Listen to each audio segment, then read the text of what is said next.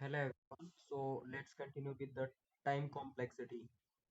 Uh, so we'll discuss about the types of the time complexity.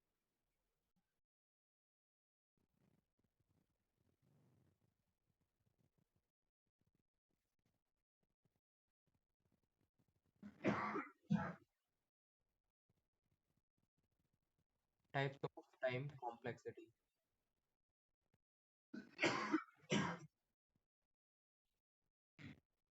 Types of time complexity. So first one is the constant time complexity. Constant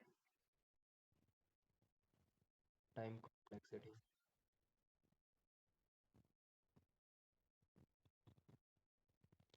ठीक है? First one is the constant time complexity that is denoted by order of one. Right? Second is the logarithmic time complexity. Second one is logarithmic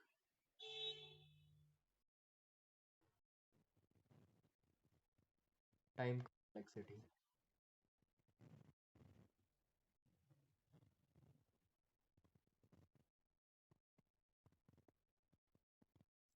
Logarithmic time complexity that will be like order of log of n.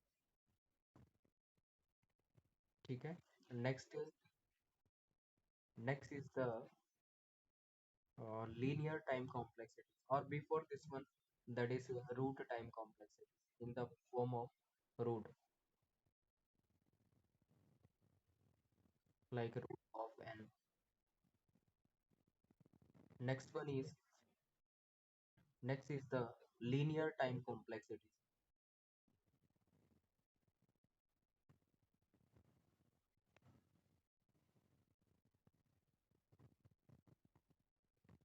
Linear time complexity.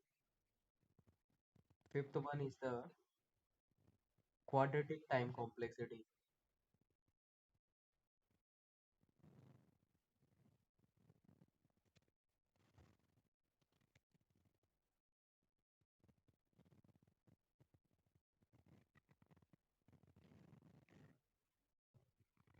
Quadratic time complexity that will be in the form of order of n square. Okay, that will be in the form of order of n square. And sixth one is the cubic time complexity.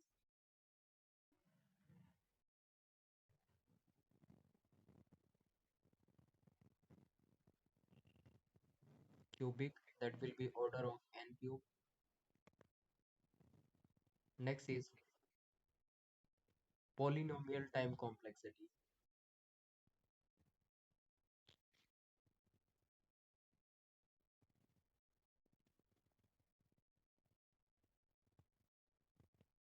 Polynomial time complexity that will be like order of n power c, where c is the constant.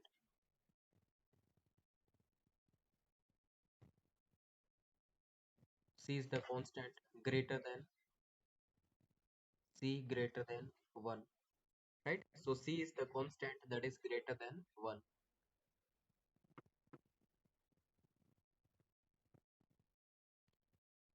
C is constant greater than 1. And next one is the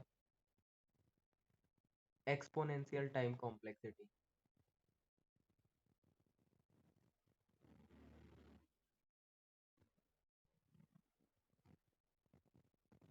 Exponential time complexity that will be c power n, constant power n, right? That is order of constant power n, where c is the constant greater than 1. C is constant greater than 1. C is greater than 1. Okay. And next is the n power n,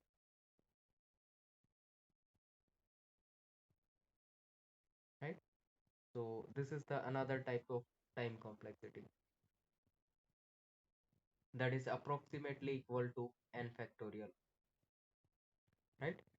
So जैसे जैसे यहाँ से इधर नीचे की तरफ जाएंगे तो टाइम कॉम्प्लेक्सिटी क्या हो रही है, इंक्रीज होगी, right.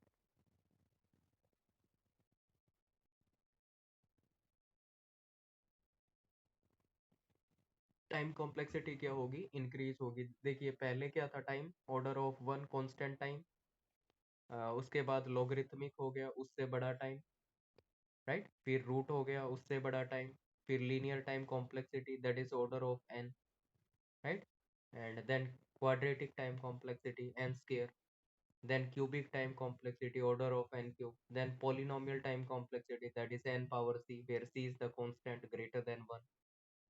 Next is the exponential time complexity that is the order of c power n and where c is greater than 1, c is greater than 1. And next is exponential that is n power n, or it is approximately approximately equivalent to n factorial, ठीक है। तो ये वाली क्या रहेगी, time complexity. आपसे चार time complexity पूछ लेंगे, इस टाइप से दे देंगे कि इनमें से कौन से वाला ग्रेटर है, कौन से वाला स्मॉलर है।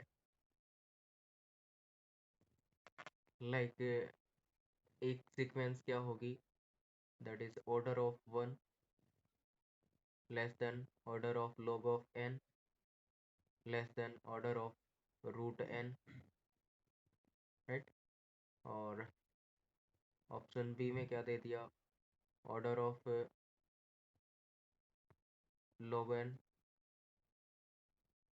Less than order of one less than root n। Option C में क्या दे दिया, order of n less than order of log n less than order of n square, kind of. इस तरह के क्या होंगे, ऑप्शंस दे दिए जाएंगे और पूछेंगे इनमें से कौन सा गलत, सॉरी इनमें से राइट रिप्रेजेंटेशन कौन से वाली है, राइट। तो इसमें ये वाला देखिए, ऑर्डर ऑफ वन आएगा, उसके बाद order of log n than root n आएगा, सही है ये वाला। log ऑफ n उसके बाद ऑर्डर ऑफ n, ये वाला गलत है। Order of n than order of log n, log n क्या है, ग्रेटर बता रहा है ना, इससे स्मॉलर होता है, राइट, तो ये भी गलत है। तो इस तरीके से क्या होना चाहिए, आपको ऑर्डर का पता होना चाहिए कि इनमें से कौन सी कॉम्प्लेक्सिटी का ऑर्डर क्या रहेगा। Yes, is it clear to all.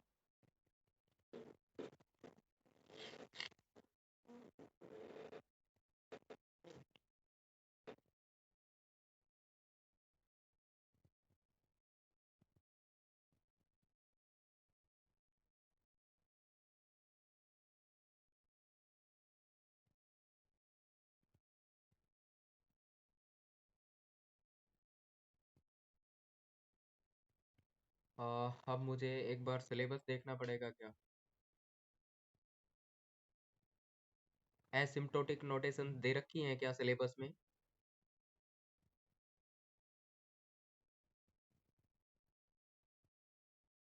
If asymptotic notations are given means there is a time complexity, right, उसका मीनिंग टाइम कॉम्प्लेक्सिटी ही होता है। एसिम्प्टोटिक नोटेशंस, वहां पे टाइम कॉम्प्लेक्सिटी के क्वेश्चंस भी पूछेगा।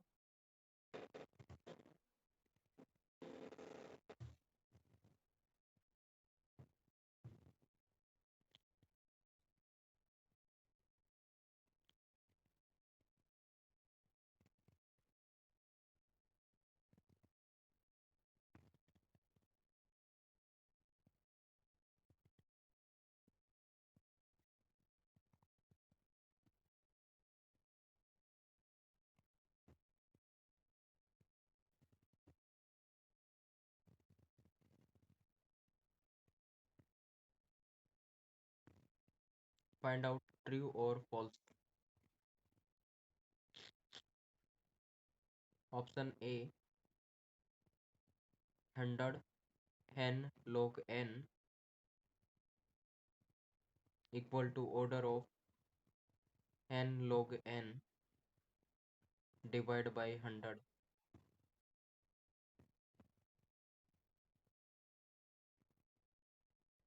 root log of n equal to order of log of log n, right? Root of log n equal to order of log n. See, it is 0 less than x less than y, then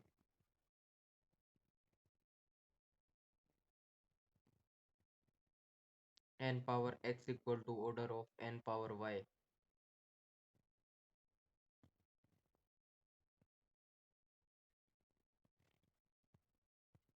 Option D, it is 2 power n, that is not equal to order of n power k, where k is a constant, where k is a constant.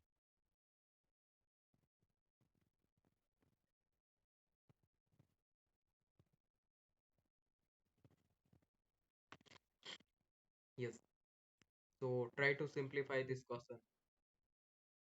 क्या 100 n log n इसको order of log of n बोला जा सकता है? क्या root of log n equal to order of log n ऐसा लिखा जा सकता है?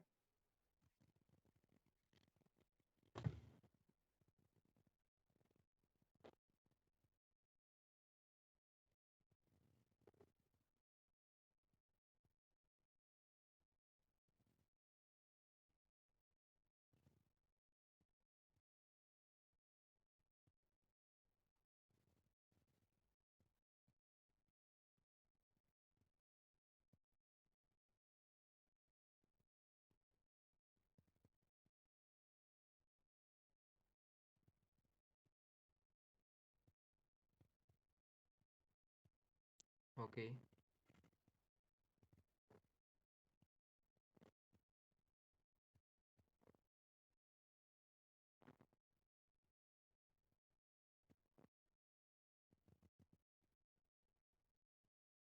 चलिए सिंप्लीफाई करते हैं।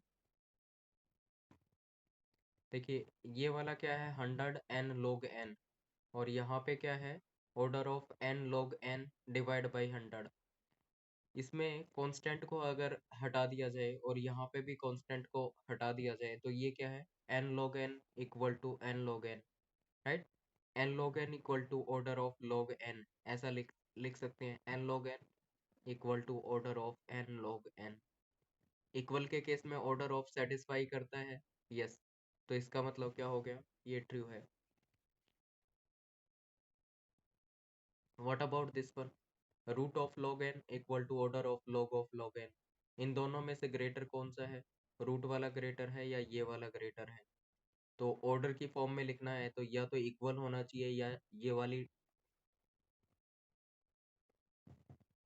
ये वाली टर्म क्या होनी चाहिए, ग्रेटर होनी चाहिए, राइट? या तो ये वाला ग्रेटर होना चाहिए या इक्वल होना चाहिए इसके।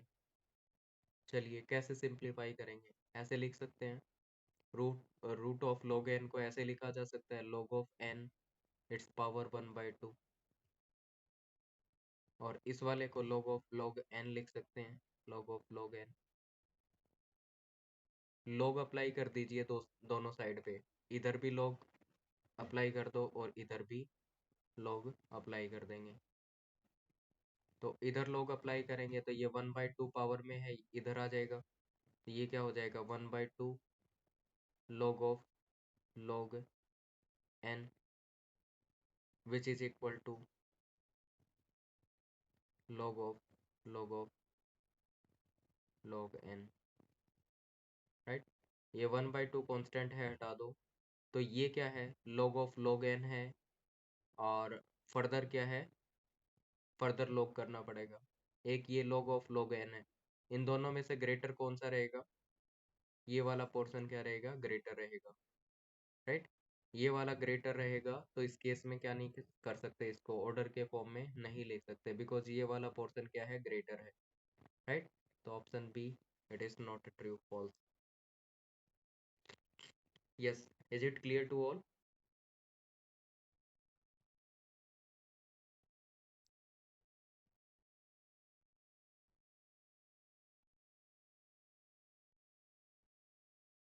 Yes, is it clear to all?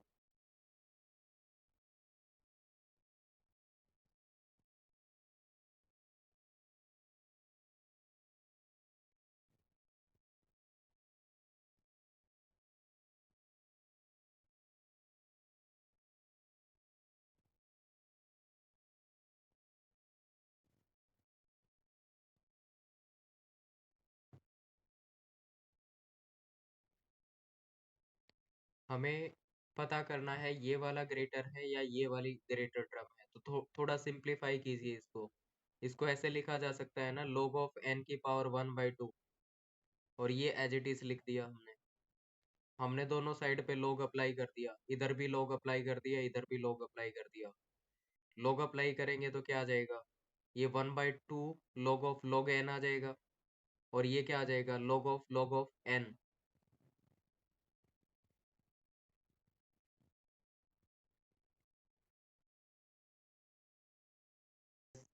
Is it clear to all?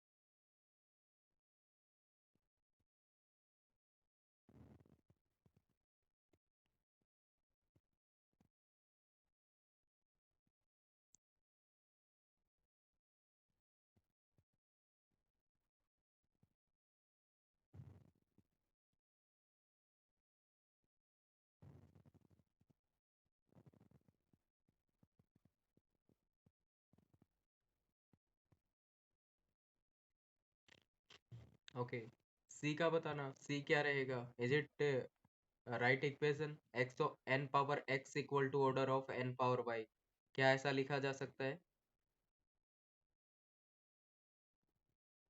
N power x equal to order of n power y, क्या ऐसा लिखा जा सकता है?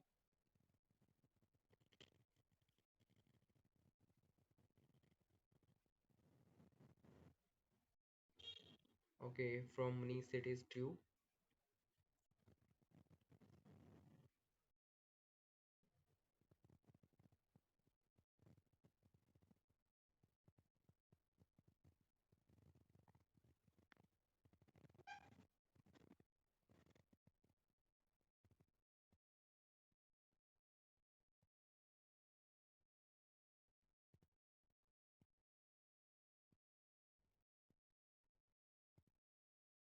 True, okay fine.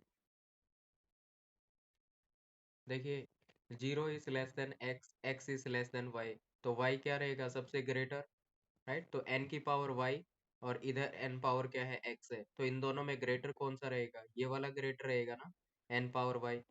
तो n पावर y अगर ग्रेटर होगा तो ऑर्डर के फॉर्म में लिखा जा सकता है, यस। तो इट इज ट्रू, तो ये ट्रू रहेगा। What about this one? चलिए इसको ऐसे लिखते हैं। अब बताइए, ये ट्रू है या फॉल्स है?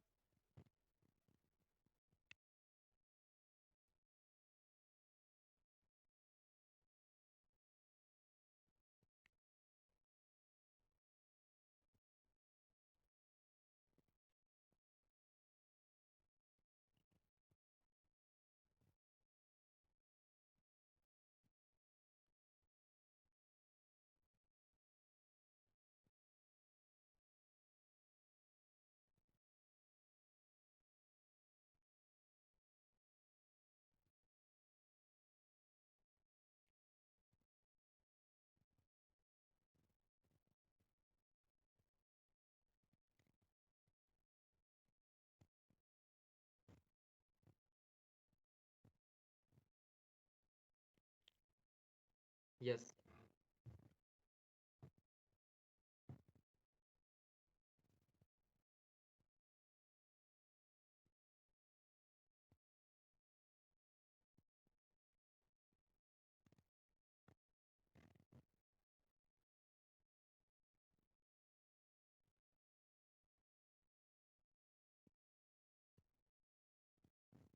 ओके, चलिए इसको सिंप्लीफाई करते हैं, ये 2 पावर n है और ये n पावर k है।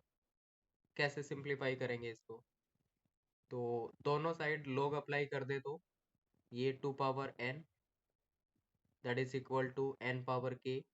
इन दोनों में से ग्रेटर कौन है? log अप्लाई कर देते हैं दोनों साइड में। ये log ऑफ 2 पावर n हो जाएगा, ये log of n power k हो जाएगी, राइट? तो यहाँ पे n क्या आ जाएगा? आगे आ जाएगा, तो log of n log 2 base 2 ये हो जाएगा। और इधर क्या आ जाएगा? k log n 2 बेस 2 क्या होता है? 1। तो यहाँ पे क्या आ गया? n। यहाँ पे ये k log n, k क्या है? कांस्टेंट है, हटा दो, बच गया क्या? log n। तो इधर आ गया log n। दोनों में से ग्रेटर कौन है? ये वाला ग्रेटर है, राइट? तो 2 पावर n क्या रहेगा? ग्रेटर रहेगा, राइट? तो इसका मतलब ये कह रहा है दोनों इक्वल है। दोनों इक्वल नहीं है, means false. Yes, is it clear to all?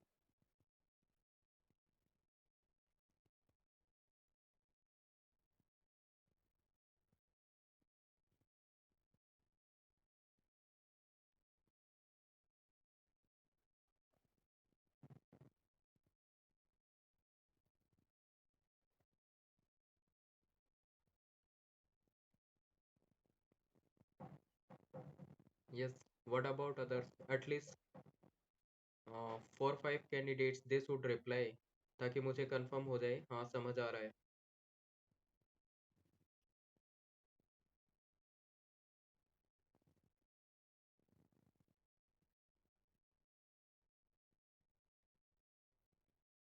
Okay, ठीक है। ओके ओके फाइन, ठीक है। Now let's see the next one.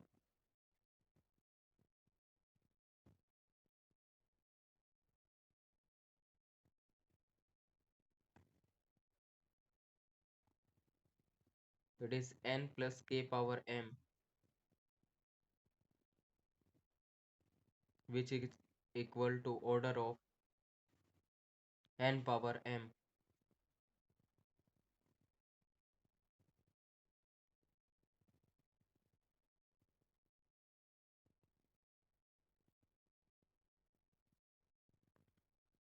कहाँ पे बता रहे हैं मीनू मैडम? log लेंगे तो log n plus log n होगा।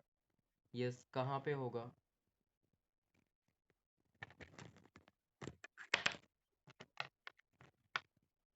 यस बताइए।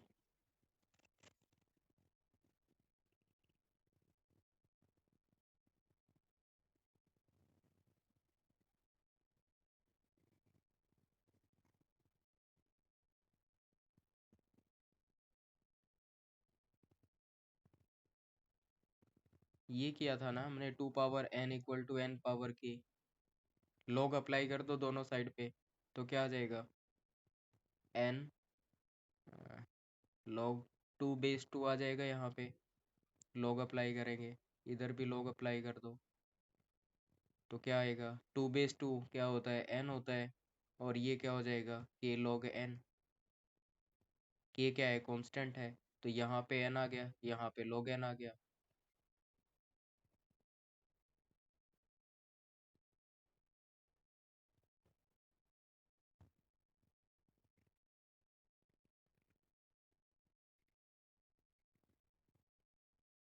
Root of log n equal to order of log n, ये दे रखा है। रूट का मतलब रूट ऑफ log n को ऐसे लिखा जा सकता है, log ऑफ n एक की power 1/2 which is equal to log of log n। log apply कर दो दोनों साइड पे, इधर पे log अप्लाई करेंगे, इधर पे log अप्लाई करेंगे, तो ये कितना हो जाएगा? 1/2 log n which is equal to ये 3 times log n, log log log n। ये आ गया, ये कांस्टेंट है, हटा दो, बच गया क्या? इधर log n बच गया, इधर क्या है? 3 टाइम्स log n।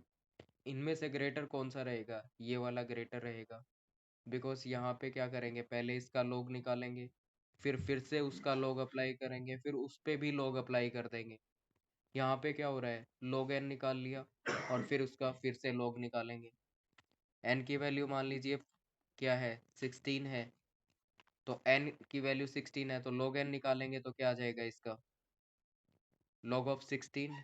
मान लीजिए इसमें पुट करें तो log ऑफ 16, और फिर से log, और एक बार फिर से log। तो 16 का मतलब कितना होता है, 4। 4 का फिर से log निकालेंगे तो कितना आ जाएगा, 2। और 2 का log निकालेंगे तो 1 आ जाएगा। इस वाले में कितना आएगा,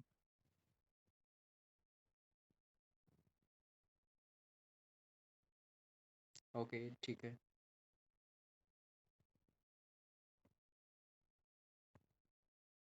चलिए नेक्स्ट क्वेश्चन देखते हैं, ट्रू और फॉल्स।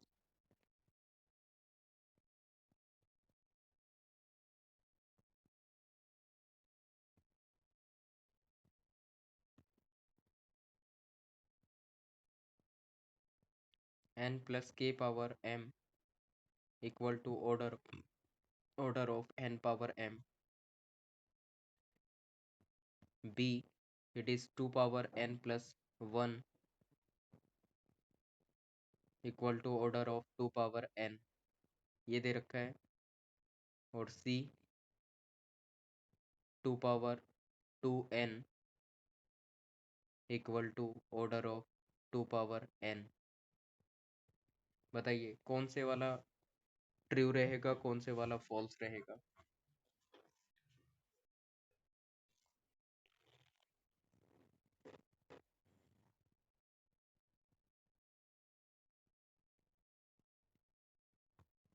k is constant।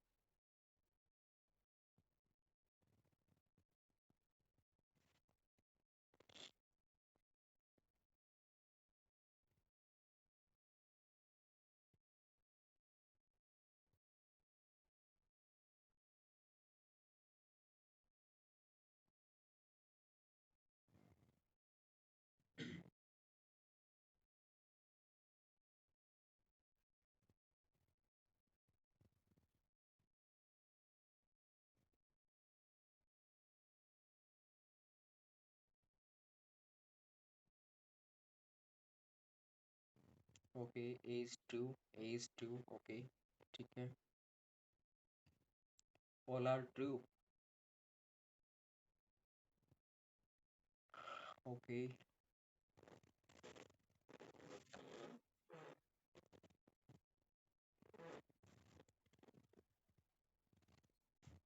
चलिए फर्स्ट वन देखते हैं। फर्स्ट वन के केस में क्या होगा, सी इज ट्रू, ओके।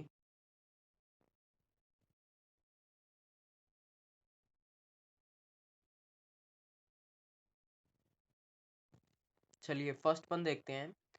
देखिए n, n plus k power m दे रखा है which is equal to n power m। k क्या है यहाँ पे, कांस्टेंट है, कांस्टेंट को इग्नोर किया जा सकता है, तो बात करें तो ये कितना हो जाएगा, n power m, n power m which is equal to order of n power m, right. तो n power m, n power m equal होते हैं तो ऑर्डर की फॉर्म में लिखा जा सकता है, राइट। तो ये ट्रू रहेगा, फर्स्ट वन इज ट्रू।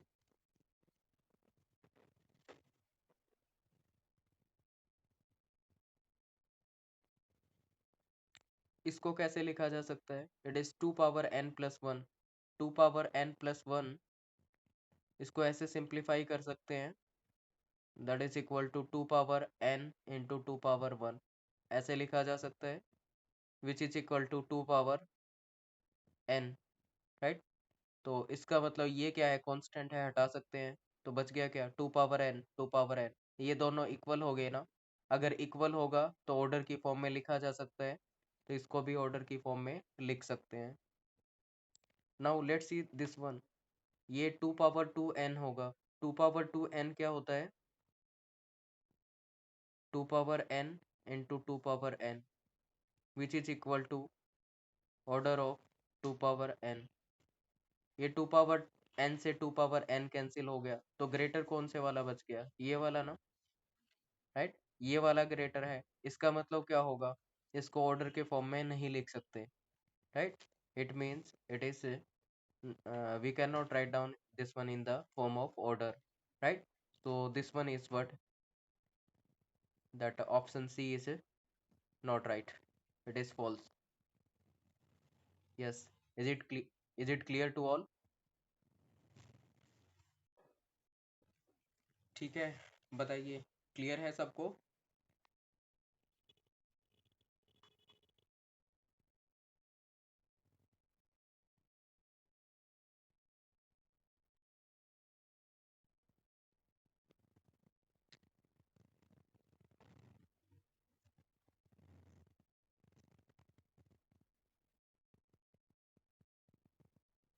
हाँ, ओके ओके फाइन, ठीक है।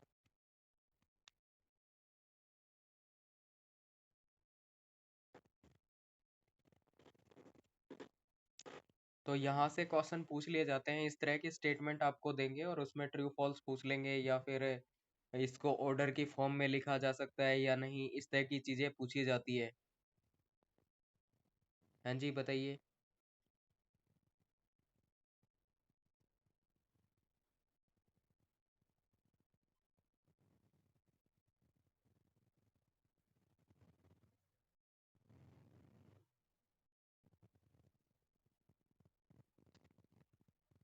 देखिए, लॉग लगाने से पहले ना, पहले अगर आप थोड़ा सा सिंप्लीफाई कर सकते हैं तो बेटर होगा, आप सिंप्लीफाई कीजिए, ठीक है। हमेशा लॉग भी अप्लाई नहीं करते, अगर आपको कुछ सिंप्लीफिकेशन नहीं आता है तो आप लॉग अप्लाई कर दीजिए। अदरवाइज अगर आप थोड़ा सा सिंप्लीफाई कर सकते हैं तो पहले उसको सिंप्लीफाई कीजिए, राइट। तो टू पावर टू एन को ऐसे एक्सपेंड किया जा सकता है ना, two power n, two power n, add करेंगे पावर को तो क्या हो जाएगा, टू पावर टू एन हो जाएगा, राइट। तो इसको ऐसे एक्सपेंड किया जा सकता है ना, तो एक टू पावर एन से कैंसिल हो जाएगा, तो मतलब एक ये वाला बच गया ना टू पावर एन, तो ग्रेटर कौन सा हुआ, ये वाला ग्रेटर हुआ, ठीक है। तो हमेशा हम लॉग अप्लाई नहीं करेंगे, पहले ट्राई करेंगे उसको थोड़ा सिंप्लीफाई करने का और उसको कैंसिल आउट करने का, राइट। उसके बाद क्या कीजिए, लॉग अप्लाई कर दीजिए, राइट। और बिल्कुल नहीं आता है तो आप दोनों साइड लॉग अप्लाई करके भी चेक कर सकते हैं, बट बेटर होगा कि पहले थोड़ा सिंप्लीफाई करें।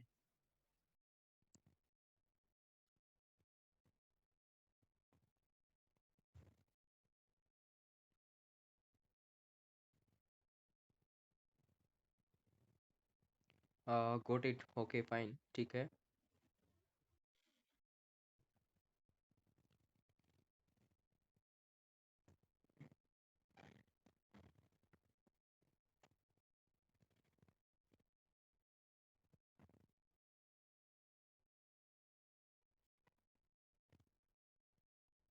नेक्स्ट इज ट्रू और फॉल्स।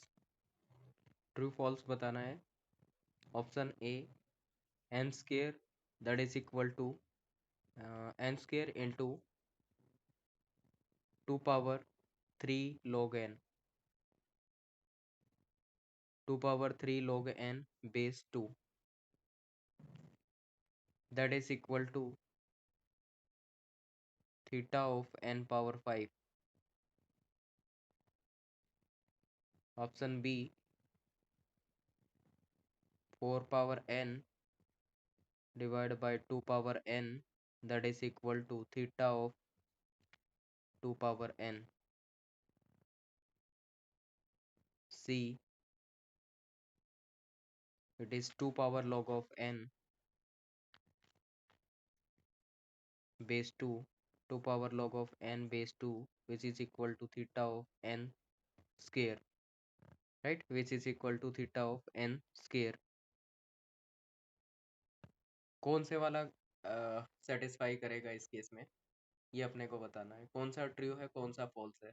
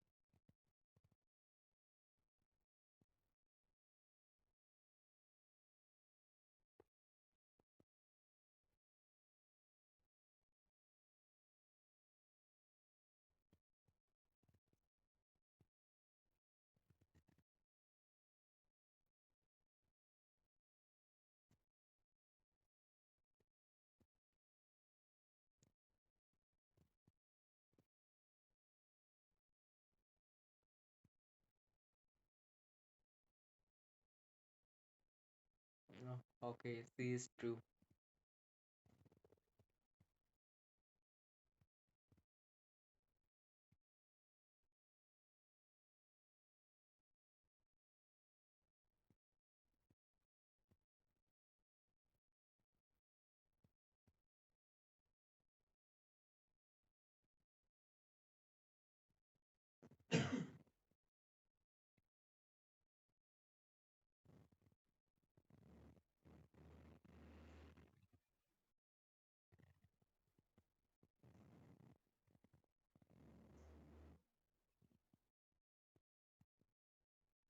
चलिए सिंप्लीफाई करते हैं। देखिए ये दे रखा है 2 पावर 3 log n। ये एक log की प्रॉपर्टी होती है और log में ऐसे लिखा जा सकता है जैसे 2 पावर 3 log n बेस 2 दे रखा है। तो आप क्या कर सकते हैं, ये जो 2 की पावर में कुछ लिख रखा है और यहाँ पे इस टर्म को और इस टर्म को क्या किया जा सकता है, स्वैप किया जा सकता है। राइट, तो यहाँ पे इसको स्वैप करेंगे तो यहाँ पे n आ जाएगा, n पावर log ऑफ, और ये 2 यहाँ पे चला जाएगा इसकी जगह, तो 2 बेस 2 हो जाएगा। 2 बेस 2 क्या होता है, 1 होता है। और यहाँ पे 3 भी था, 3 log 2 बेस 2, इस तरीके से हो जाएगा। ये log 2 बेस 2 क्या होता है, 1 होता है। तो n की पावर कितना हो जाएगा यहाँ से, 3। ये n³ हो जाएगा। राइट, ये टर्म आ गई n³ और ये n² दे रखा है, n³ n² × n³। बेस क्या है, सेम है, पावर ऐड हो जाएगी, n पावर 5 हो जाएगा। Right, n power 5 that is equal to n power 5। Equal आ गया। और इक्वल के केस में थीटा क्या करता है, सेटिस्फाई करता है, तो ये थीटा क्या करेगा, यहाँ पे सेटिस्फाई करेगा। तो इस फॉर्म में लिखा जा सकता है n power 5 equal to theta power, it is theta of n power 5। Right, तो ये क्या रहेगा, ट्रू रहेगा।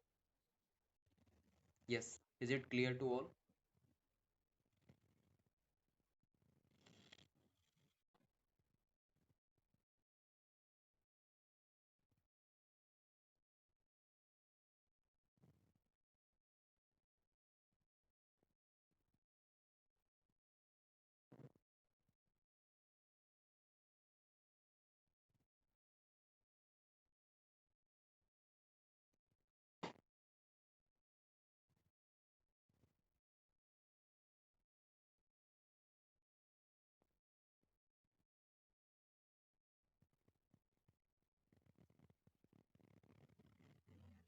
क्लियर, ओके फाइन, ठीक है। व्हाट अबाउट दिस वन, ये वाला बी, ऑप्शन बी ट्रू रहेगा या फॉल्स रहेगा?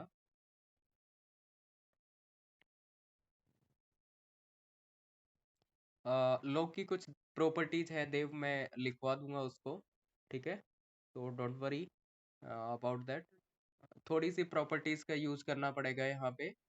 राइट, बाकी मैं लिखवा दूंगा कुछ प्रॉपर्टीज। जो मेजर काम की प्रॉपर्टीज हैं वो हम लिख लेंगे। ऐसे तो बहुत सारी प्रॉपर्टीज होती हैं लॉग में, बट 4-5 होती है जो अपने काम की होती हैं, वो मैं लिखवा दूंगा। चलिए ये वाला बताइए, यहाँ पे ये कैसे होगा, कैसे सिंप्लीफाई करेंगे, तो क्या थीटा ऑफ 2 पावर n के इक्वल? ऑफ कोर्स निमेश मैं करा दूंगा, नो वरी। ठीक है,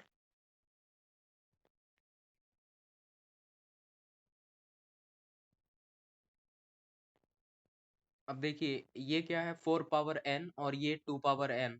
आपको क्या करना है, इसको थोड़ा सा मॉडिफाई करना है। इसको कैसे लिखा जा सकता है, 4 पावर n का मतलब क्या हो जाएगा, 2 पावर और इसकी पावर n कर दें, ऐसे लिख सकते हैं। 4 पावर n है ना, तो 4 का मतलब पहले मैंने इसको 2 पावर 2 कर लिया और उसकी पावर क्या कर दिया, n कर दिया, डिवाइड बाई क्या है, 2 पावर n। तो ये क्या हो जाएगा, इसको फर्दर ऐसे लिखा जा सकता है, it is 2 power 2n, power क्या हो जाएगी, मल्टीप्लाई हो जाएगी। तो 2 power 2n divide by 2n ऐसे लिख सकते हैं। इसको फर्दर ऐसे लिखा जा सकता है 2 power n into 2 power n, 2 power n into 2 power n divide by 2 power n। इसको इससे कैंसिल कर दो, बच गया क्या 2 पावर n।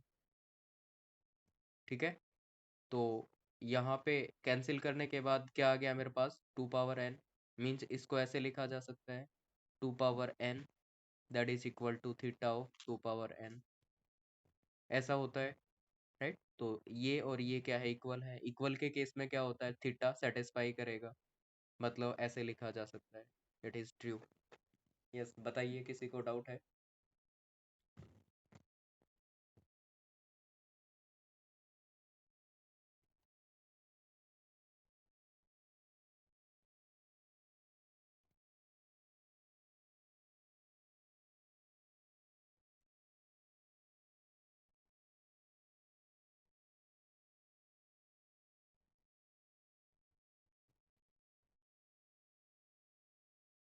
क्लियर, ओके, ठीक है।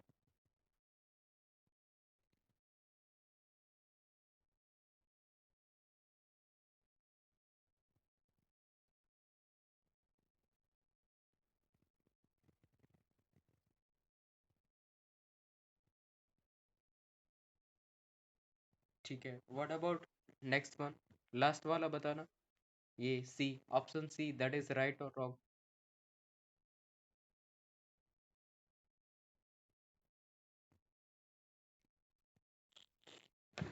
Option C is false, not true.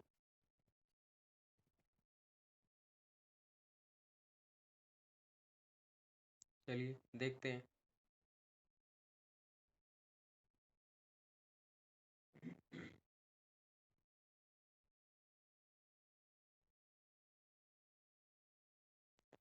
ठीक है, देखते हैं। इस पे हमने कहा था कि एक प्रॉपर्टी होती है ये वाली लॉग की, तो क्या इस प्रॉपर्टी को अप्लाई किया जा सकता है। देखिए ये n यहाँ पे आ जाएगा और ये 2 यहाँ पे आ जाएगा, राइट। तो इसको ऐसे लिखा जा सकता है ना, that n power log of 2 base 2। log of 2 base 2 क्या होता है, 1।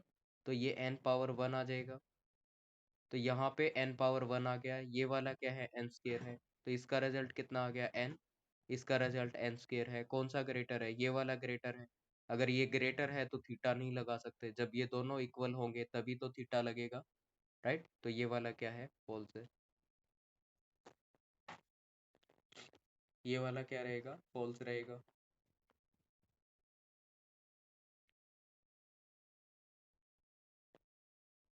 Yes, is it clear to all.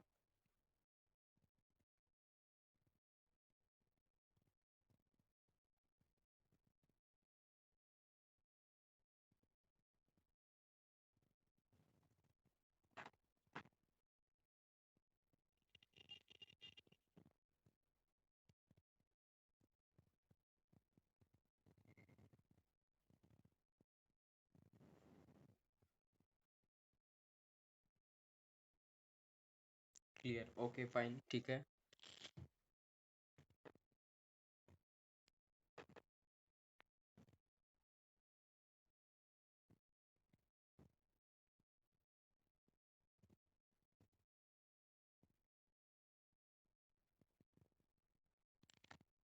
चलिए एक एग्जांपल और देखते हैं। f1 of n that is equal to 2 power n, f2 of n that is equal to n power 3 by 2,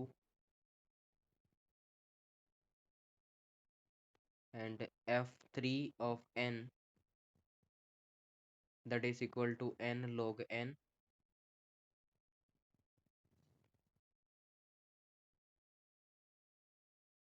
n log n, and f4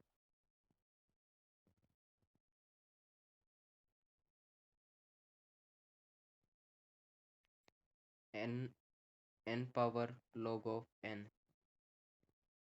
n power log of n, ये दे रखा है। ये फंक्शन f1, ये f2, f3, f4। इनकी values दे रखी है, इसको क्या करना है, एक ऑर्डर में अरेंज करना है।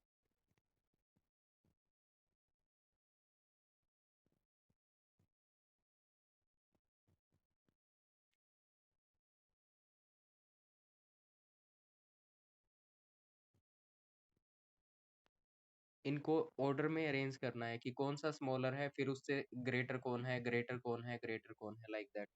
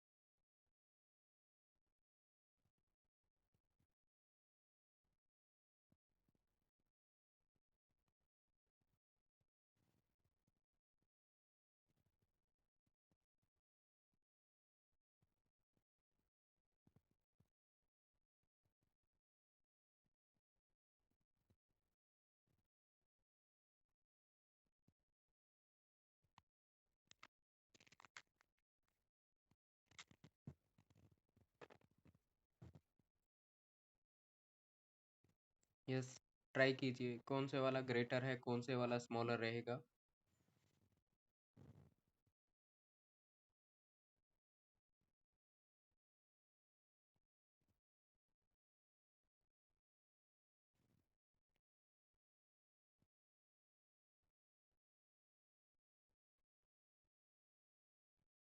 देखिए सबसे ग्रेटर कौन से वाला है, देखने से ही पता चल जाएगा इनमें। 2 power n, that is exponential case, सबसे ग्रेटर ये वाला है।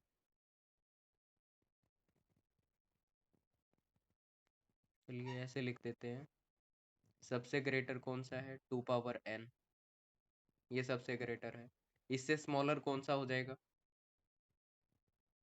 एक चीज ये भी कंफर्म हो रहा है कि ये n log n है, बाकी के n की पावर है, ये भी n की पावर है, तो सबसे स्मॉलर ये वाला होना चाहिए, राइट ना।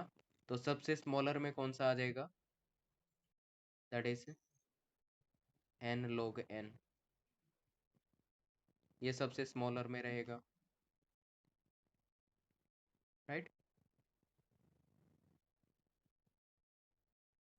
अब बच गए कौन, ये दोनों, इन दोनों में से कौन सा स्मॉलर है, कौन सा ग्रेटर है, ये निकालना है।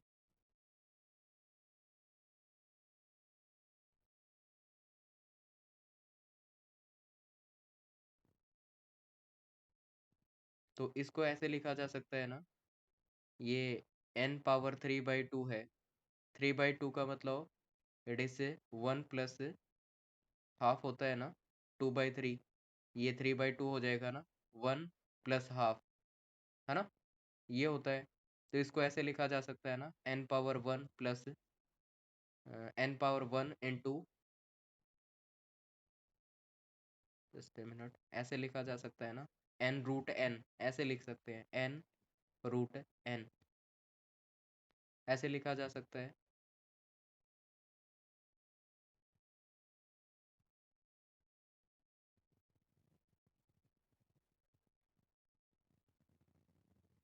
चलिए एक दूसरा कंपैरिजन ऐसे भी किया जा सकता है कि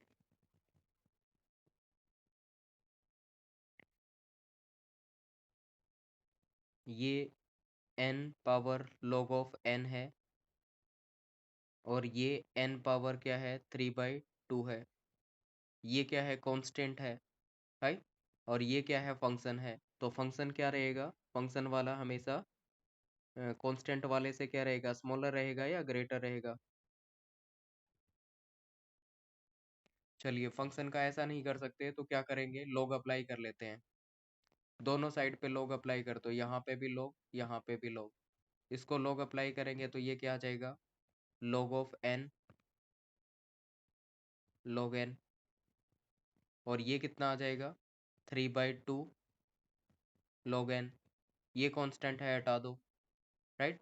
ये log n into log n है, ये अकेला log n है, राइट। तो इन दोनों में से ग्रेटर कौन सा आ रहा है,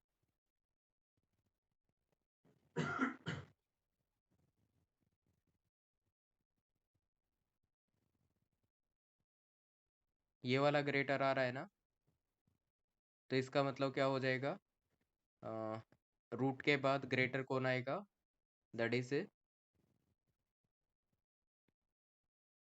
n power log of n, ये आ जाएगा।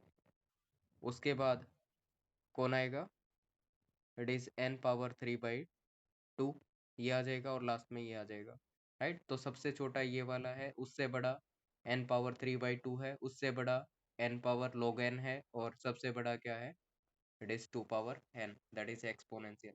Is it clear to all?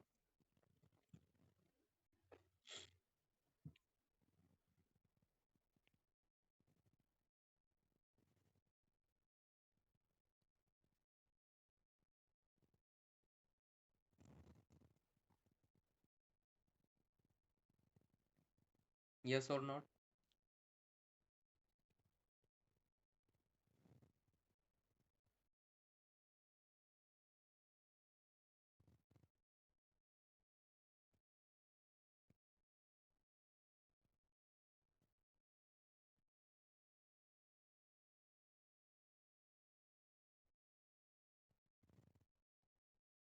Clear है, ओके फाइन, ठीक है।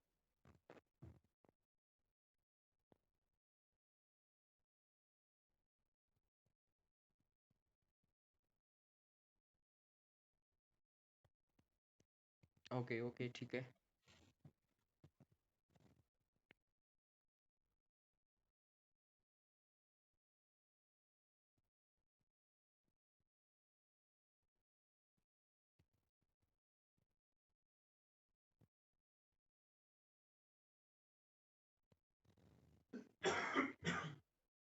तो इस टाइप से प्रॉब्लम्स मिलेंगी, उनको क्या करना पड़ेगा, अपने को सिंप्लीफाई करना पड़ेगा। ठीक है, तो कुछ प्रॉब्लम्स हमने देखी हैं, कैसे सिंप्लीफाई करेंगे ये हमने देखा।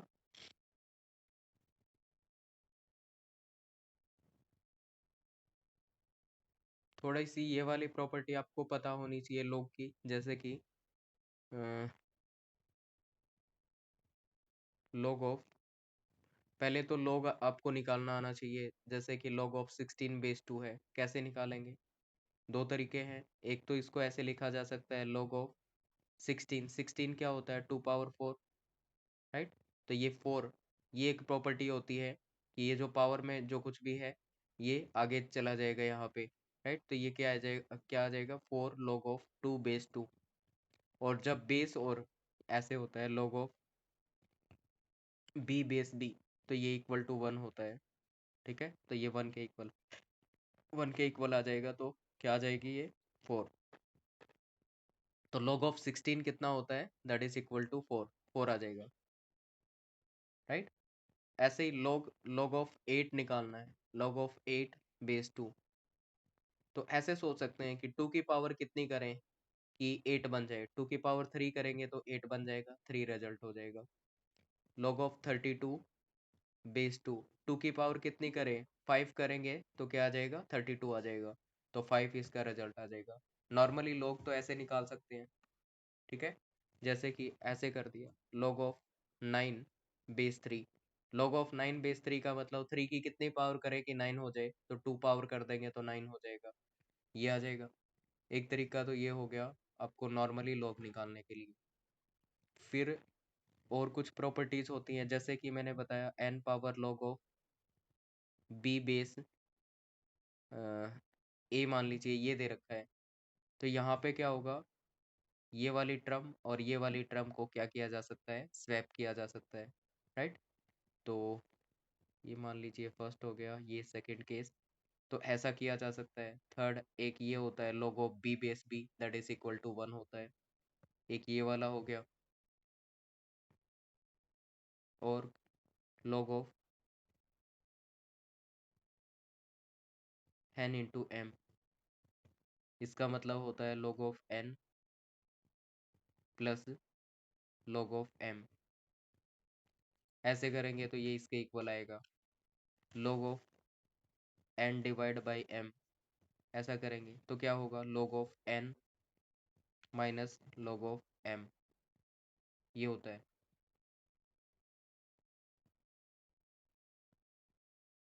ठीक है, तो ये कुछ बेसिक प्रॉपर्टीज हैं, एटलीस्ट इतना आपको पता होना चाहिए। ये वाला log कैसे निकालेंगे, log base b base b, ये पता होना चाहिए। ये वाली प्रॉपर्टी आपको पता होना चाहिए। एक थर्ड फोर्थ नंबर ये हो गया, ये पता होना चाहिए। 5 नंबर ये हो गया, ये पता होना चाहिए। एटलीस्ट इतनी प्रॉपर्टीज आपको पता होनी चाहिए log से related. Yes, is it clear to all?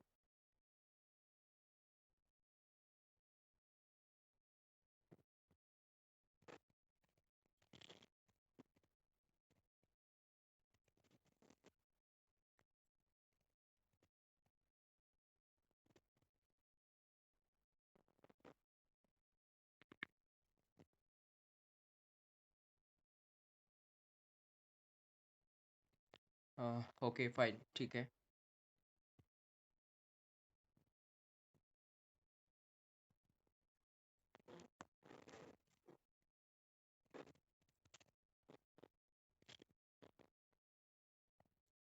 Next is the properties of asymptotic notation. Properties of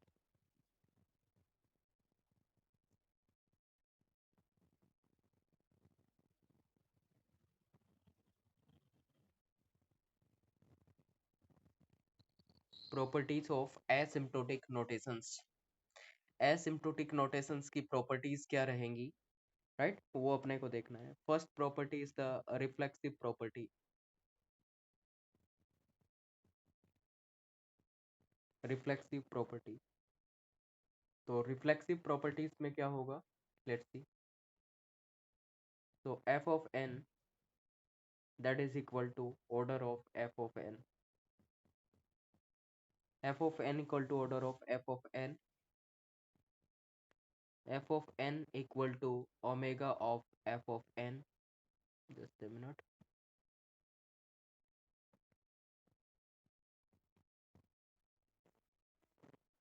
f of n, f of n equal to theta of f of n, f of n equal to theta of f of n,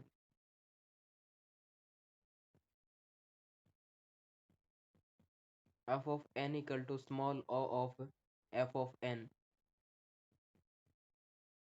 and f of n equal to small omega of f of n, right? तो इसमें कौन सी property true रहेगी, कौन सी property false रहेगी, देखिए। f of n equal to order of n, reflexive property क्या होती है, a इक्वल टू a, कुछ ऐसा होता है ना, खुद को रिफ्लेक्ट करेगा, राइट। a इक्वल टू क्या होना चाहिए, a होना चाहिए।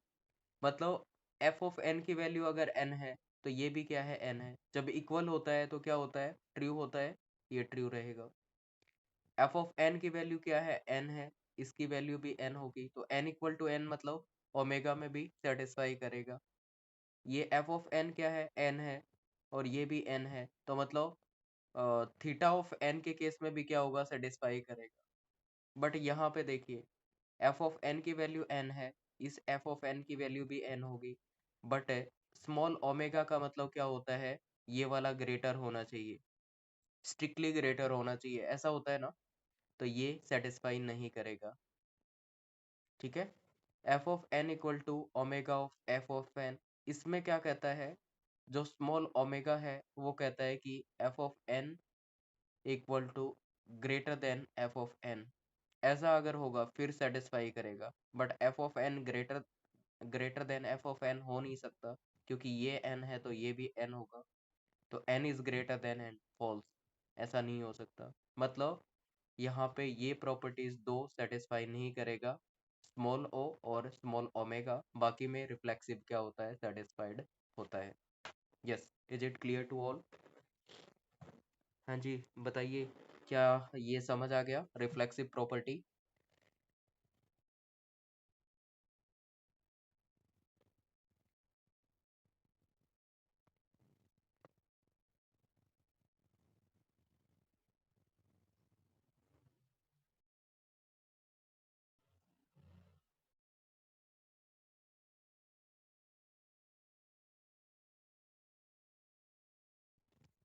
ओके, फाइन, ठीक है।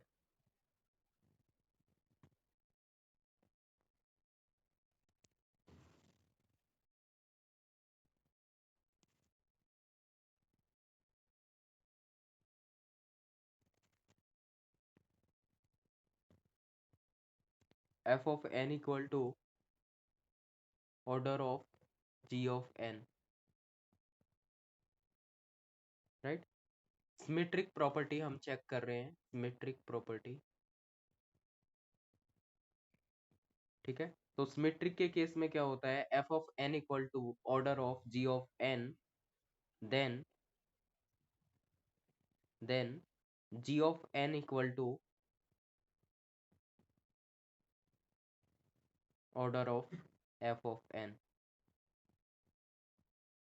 देखिए सिमेट्रिक क्या कहता है कि अगर f of N equal to g of n, इस फॉर्म में लिखा जा सकता है, equal to order of ji of N, तो आपको ऐसा भी लिखना पड़ेगा, g of N equal to order of f of N,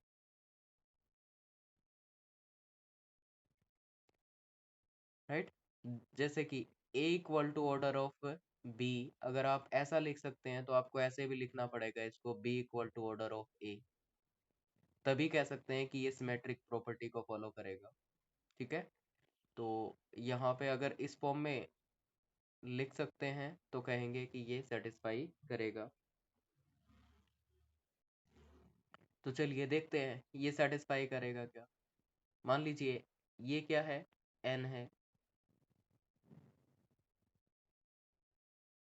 और ये क्या है, n स्क्वेयर है, ठीक है।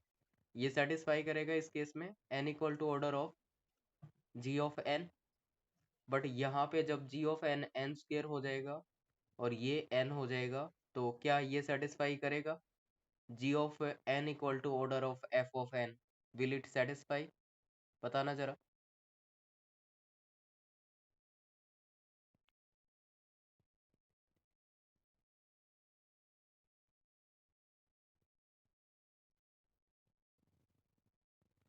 इसका मतलब ये हुआ ना, n square equal to order of n, क्या क्या ऐसा लिखा जा सकता है, n square equal to order of n हमेशा यहाँ पे ग्रेटर होना चाहिए ना।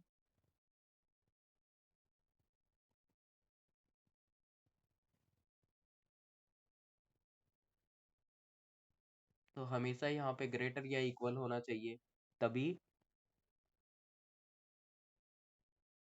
तभी इस फॉर्म में लिख पाएंगे, राइट। तो इसका मतलब that big O and small o के केस में भी ये सेटिस्फाई नहीं करेगा, right.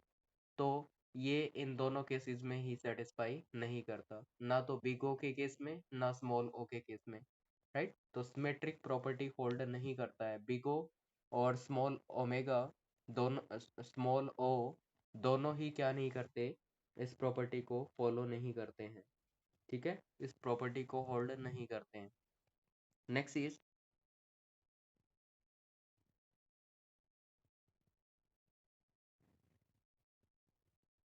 f of n that is equal to omega of g of n, right। then अगर ऐसा लिख सकते हैं कि g of n that is equal to omega of f of n, ठीक है, g of n equal to omega of f of n, अगर ऐसा लिखा जा सकता है, राइट, देन क्या होगा, ये प्रॉपर्टी होल्ड करेगी। बट मान लीजिए कि ये n स्क्वेयर होता है और ये n होता है, तो ओमेगा को सेटिस्फाई करेगा क्या, इस केस में ये एन स्क्वेयर है और ये एन है, तो हमें पता है ओमेगा के केस में क्या होता है, ये एफ ऑफ एन ग्रेटर होना चाहिए, right.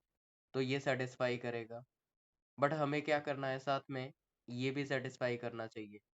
Then g of N equal to f of n. अब बताइए जी ऑफ एन की वैल्यू क्या है, एन, और एफ ऑफ एन की वैल्यू क्या है, एन स्क्वेयर। क्या ओमेगा को सेटिस्फाई करेगा, नहीं करेगा। तो कह सकते हैं ओमेगा के केस में भी ये सेटिस्फाई नहीं होगी, सिमेट्रिक प्रॉपर्टी को ये सेटिस्फाई नहीं करेगा ओमेगा के केस में भी।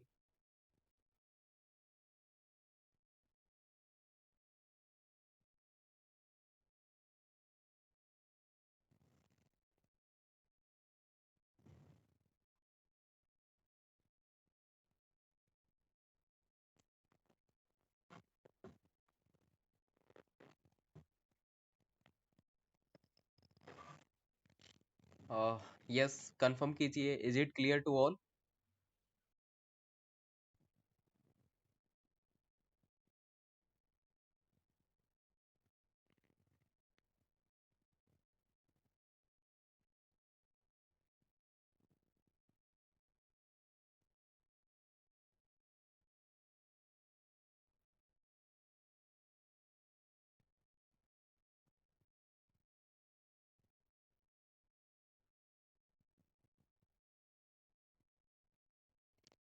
ओके, ये वाला क्यों ले रहे हैं, काउंटर एग्जांपल के लिए मैंने उठाया। देखिए सिमेट्रिक प्रॉपर्टी क्या कहती है, सिमेट्रिक प्रॉपर्टी ये कहती है, अगर क्या होगा, मान लीजिए ए इक्वल टू बी है, देन बी इक्वल टू क्या होना चाहिए, ए होना चाहिए, तभी क्या होगा, ये सिमेट्रिक प्रॉपर्टी को फॉलो करेगा। ठीक है, सिमेट्रिक प्रॉपर्टी को क्या करेगा, फॉलो करेगा, सिर्फ इसी केस में। तो इसका मतलब मैंने क्या कहा, मैंने यहाँ पे ये बोला कि एफ ऑफ एन की वैल्यू क्या है, एन स्केयर है, और जी ऑफ एन की वैल्यू क्या है, एन है। तो क्या इससे इस केस में ये ओमेगा को सेटिस्फाई करेगा, यस, इस केस में ये ओमेगा को सेटिस्फाई करता है। बट हमें क्या करना है, सिमेट्रिक प्रॉपर्टी को देखना है। सिमेट्रिक प्रॉपर्टी का मतलब अगर a इक्वल टू बी होगा, देन क्या होना चाहिए, b equal to A B होना चाहिए। तो हमें रिवर्स केस भी देखना पड़ेगा। तो g of n equal to omega of f of n को भी सेटिस्फाई करना चाहिए। अब मेरे पास g ऑफ n की वैल्यू क्या थी, n, तो ये n हो गया, और f ऑफ n की वैल्यू क्या थी, n स्क्वायर, तो ये n स्क्वायर हो गया। क्या अब ये ओमेगा को सेटिस्फाई करेगा, नहीं करेगा। अब ये ओमेगा को सेटिस्फाई नहीं करेगा, तो ओवरऑल क्या क्या कह सकते हैं, ओमेगा को ये सेटिस्फाई नहीं करेगा। यस, अभी समझ आ गया।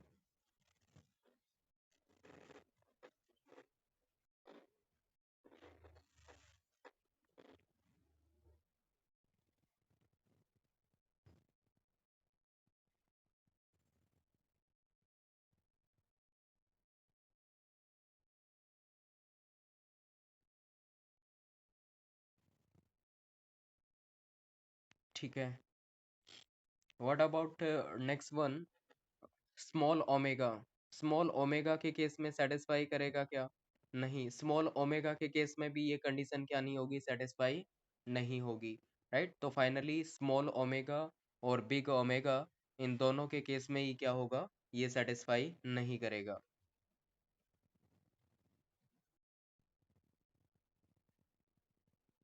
What about the theta.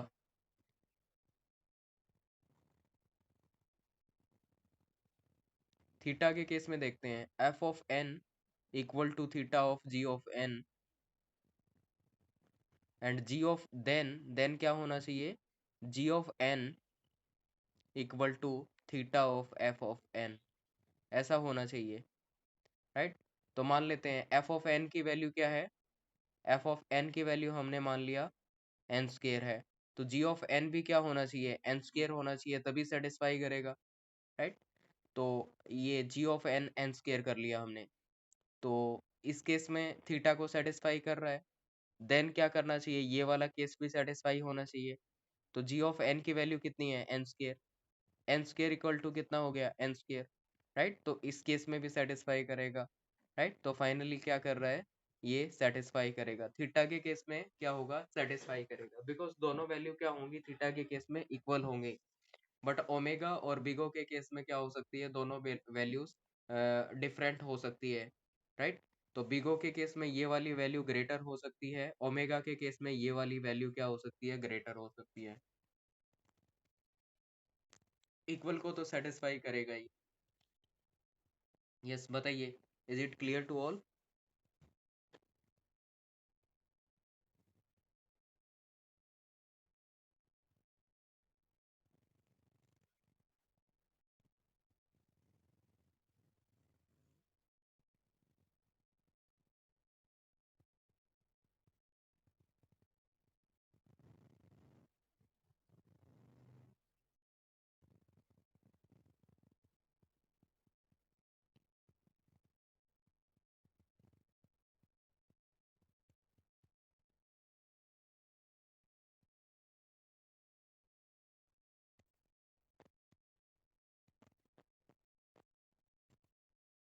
Okay fine, ठीक है।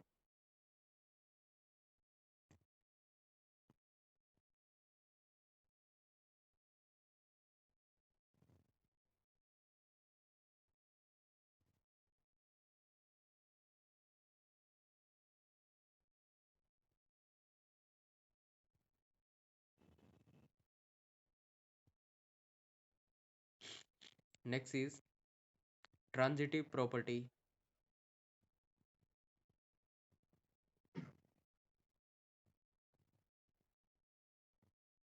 ट्रांजिटिव प्रॉपर्टीज का केस क्या होगा? मान लीजिए F of N that is equal to order of ji of N. F of N equal to order of ji of N ये दे रखा है, एंड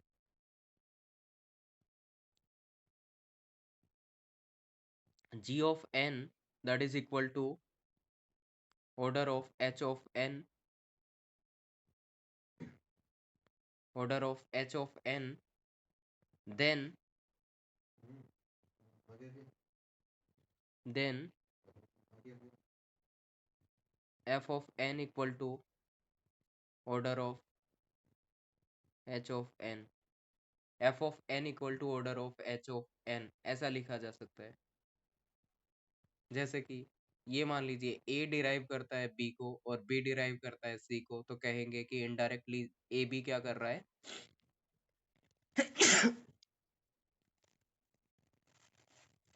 ए बी क्या करेगा, सी को डिराइव करेगा,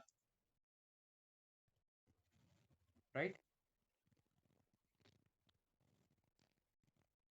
तो ऐसा लिखा जा सकता है ना, या ऐसा सोच सकते हैं कि मान लीजिए a equal to order of b and b equal to order of c. तो a equal to order of c भी तो होगा ना, a equal to order of c ऐसे भी तो लिख सकते हैं ना। ये होता है ट्रांजिटिव प्रॉपर्टी का केस। तो देखिए वैल्यू ले लेते हैं, मान लीजिए F of N equal to ये एन है और जी ऑफ एन क्या है, एन स्केयर है। तो F of N equal to order of N square लिखा जा सकता है, yes.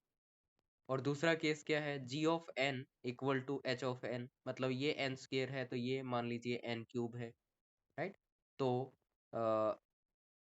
Ji of N equal to h order of H of N ऐसा लिखा जा सकता है, यस लिखा जा सकता है। तो क्या ऐसा भी लिखा जा सकता है F of N equal to order of H of N? तो एफ ऑफ एन की वैल्यू कितनी दे रखी थी, एन, तो ये एन हो गया। एच ऑफ एन कितना है, एन क्यूब।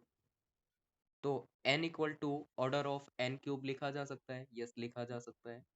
तो इसका मतलब F of N equal to order of ji of N दे and ji of N equal to order of H of N, then हम ऐसा लिख सकते हैं F of N equal to order of H of N.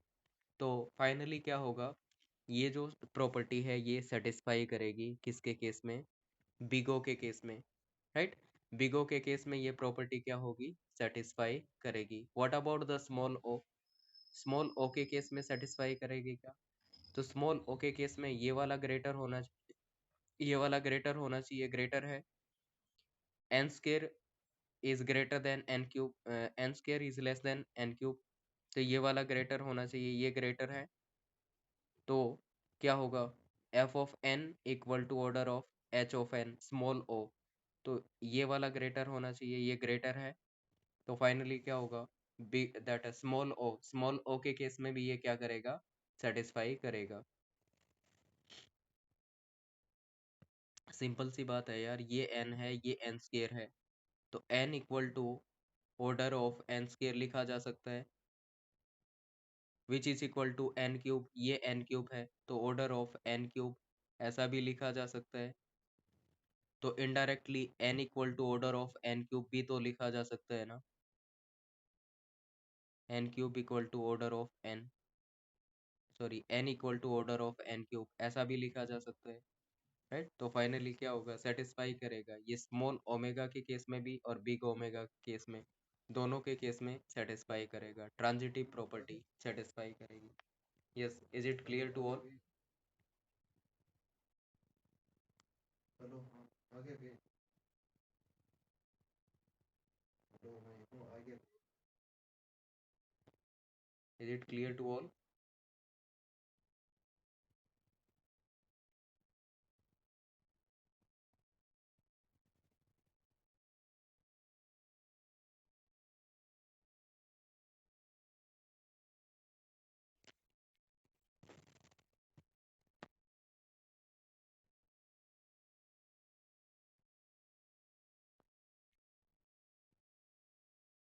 Okay fine. Next is f of n equal to omega of g of n, f of n equal to omega of g of n and g of n equal to omega of h of n, then then f of n equal to omega of ji of N, क्या ऐसा लिखा जा सकता है? Yes, counter example उठा लेते हैं।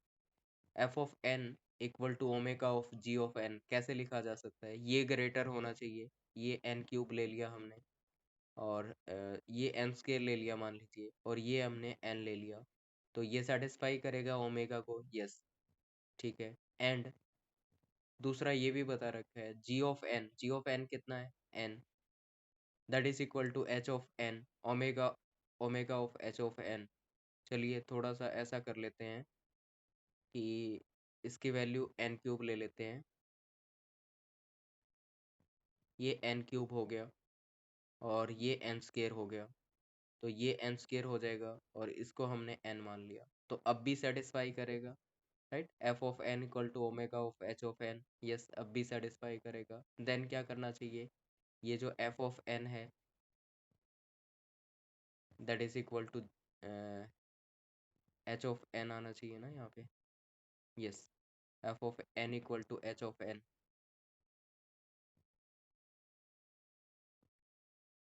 इसको भी सेटिस्फाई करना चाहिए। तो एफ ऑफ एन क्या है, एन क्यूब है, एच ऑफ एन क्या है, एन है, तो ये भी सेटिस्फाई करेगा ना, ये वाला ग्रेटर है और ये ग्रेटर होगा तो ओमेगा में सेटिस्फाई करेगा, तो ये केस भी सेटिस्फाई कर रहा है। तो फाइनली क्या कह सकते हैं, दैट है स्मॉल ओमेगा के केस में भी ये सेटिस्फाई करेगा, और सॉरी बिग ओमेगा और नॉर्मली ओमेगा कह सकते हैं, और स्मॉल ओमेगा के केस में भी ये क्या करेगा, सेटिस्फाई करेगा। सो स्मॉल ओमेगा के केस यही होता है ना, F of N that is A greater than C dot G of N, ऐसा होता है ना, तो इस केस में भी क्या करेगा, ये सेटिस्फाई करेगा।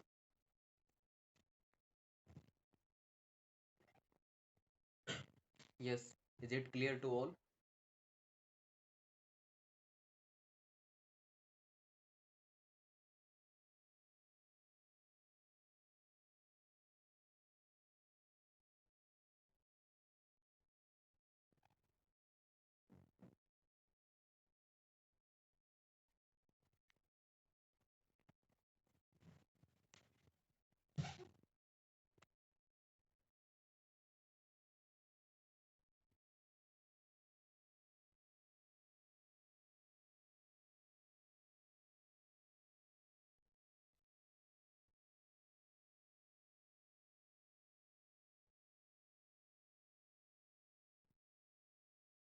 Yes, what about others?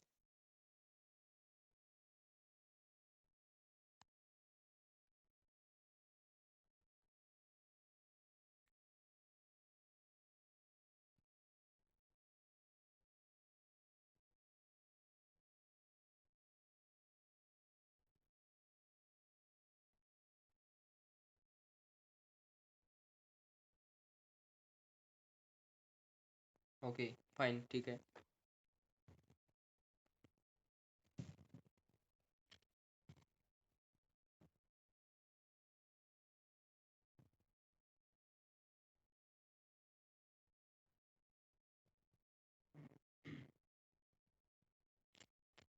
What about the third case, that is theta of g of theta case? तो ट्रांजिटिव प्रॉपर्टी को थीटा केस होल्ड करेगा या नहीं? तो ऐसा कह सकते हैं F of N equal to, let me change the colour, F of N that is equal to theta of ji of N, theta of ji of N, F of N equal to theta of ji of N, and g of n equal to g of n equal to theta of h of n, right? then then क्या होना चाहिए, f of n that is equal to theta of h of n, इसको भी क्या करना चाहिए, satisfy करना चाहिए, राइट? इसको भी क्या करना चाहिए, सेटिस्फाई करना चाहिए।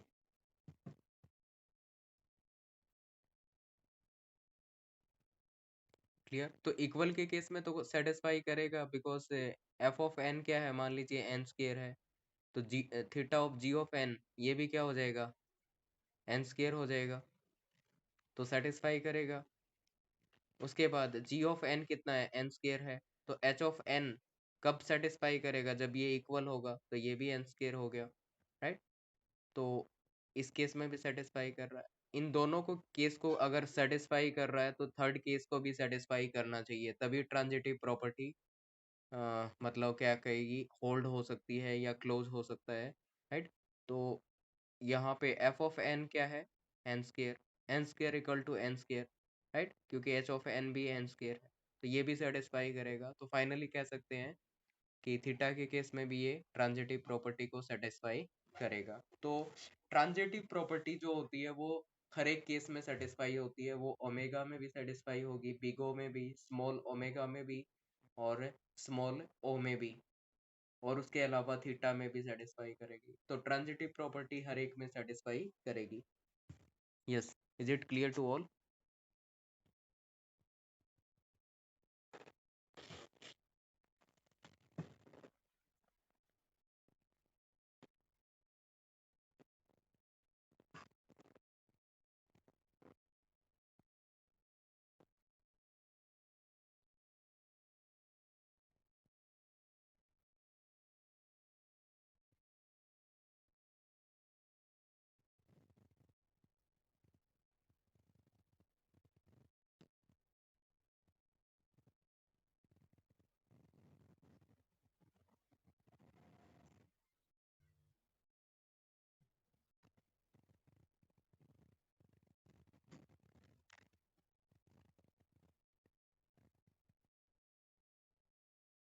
ओके, ठीक है।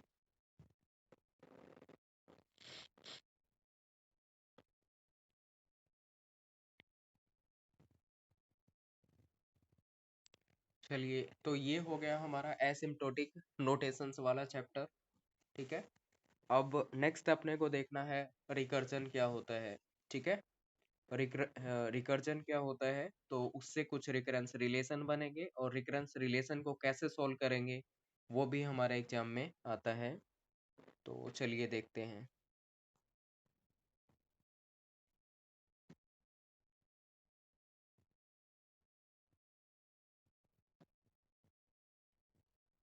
रिकर्सन, रिकर्सन क्या होता है, a function is calling itself again and again to solve the particular problem is called recursion, right?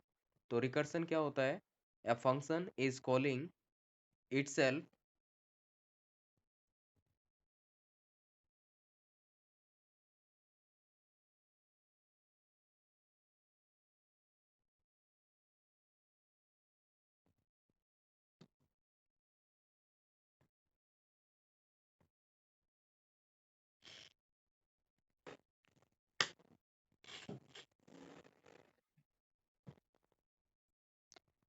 Okay, let me check. Just wait for a minute.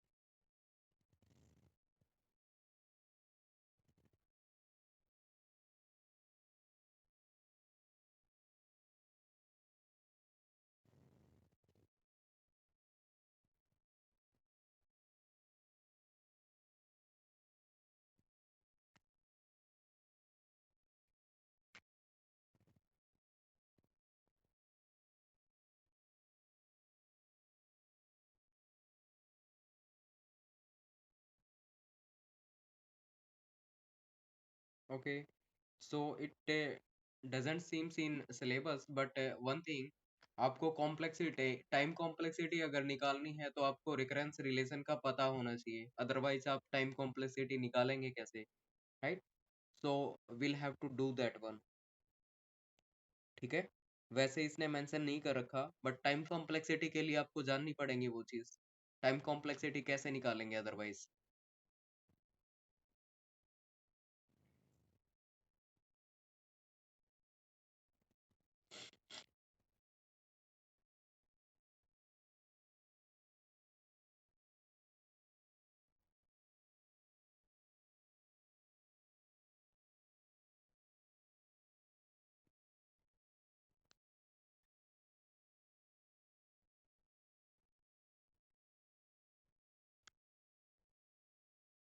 चलिए थोड़ा सा जान लेते हैं उसके बारे में भी, अदरवाइज टाइम कॉम्प्लेक्सिटी नहीं निकाल पाएंगे।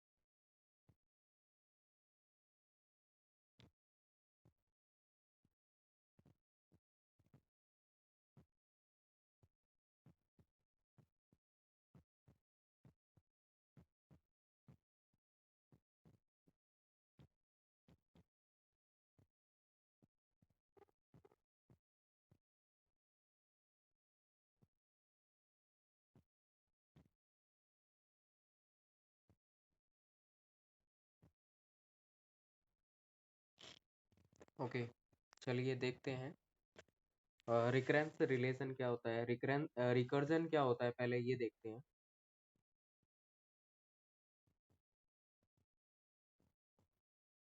Recursion, a function is calling itself,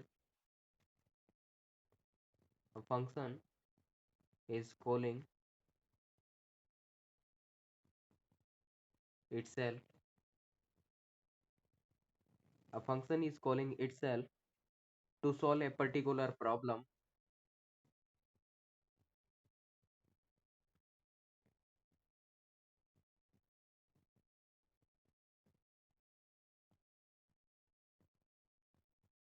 to solve a particular problem is called recursion,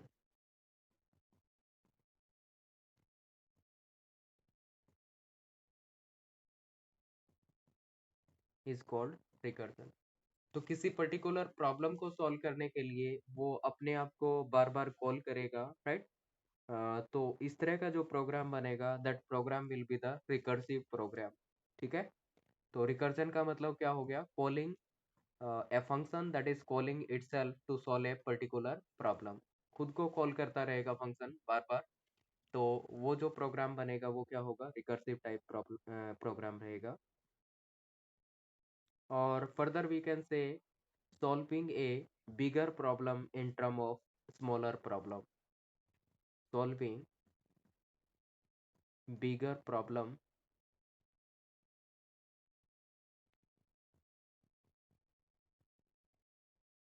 in term of smaller, just a minute, in term of smaller problem.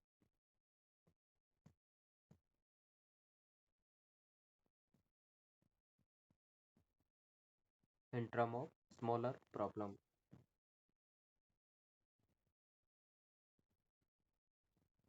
Another thing, whenever calling itself, parameter value should change, right?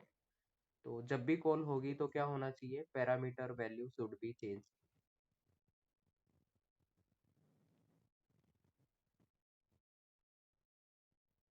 Parameter values क्या होनी चाहिए, that should be change होनी चाहिए.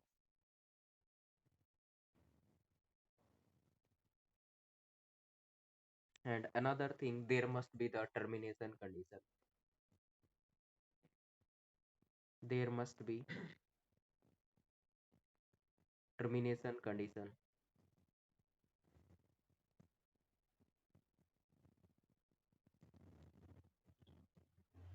ठीक है, there must be the termination condition. Termination condition होनी चाहिए. These points are clear to all. Yes, these points are clear to all.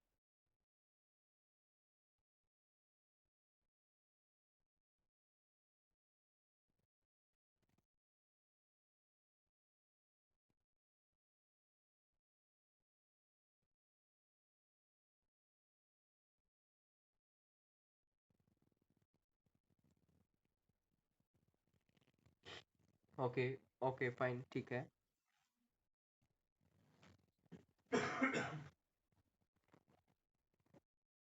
Let's see the example of the recursive program. F of n, मान लीजिए कोई function दे रखा है, that is f of n. F of n, if n is less than equal to 1, क्या करेंगे, return return 1, 1 return करेंगे. If n is less than equal to 1, return 1. ठीक है, इस केस में क्या होगा, that is return 1.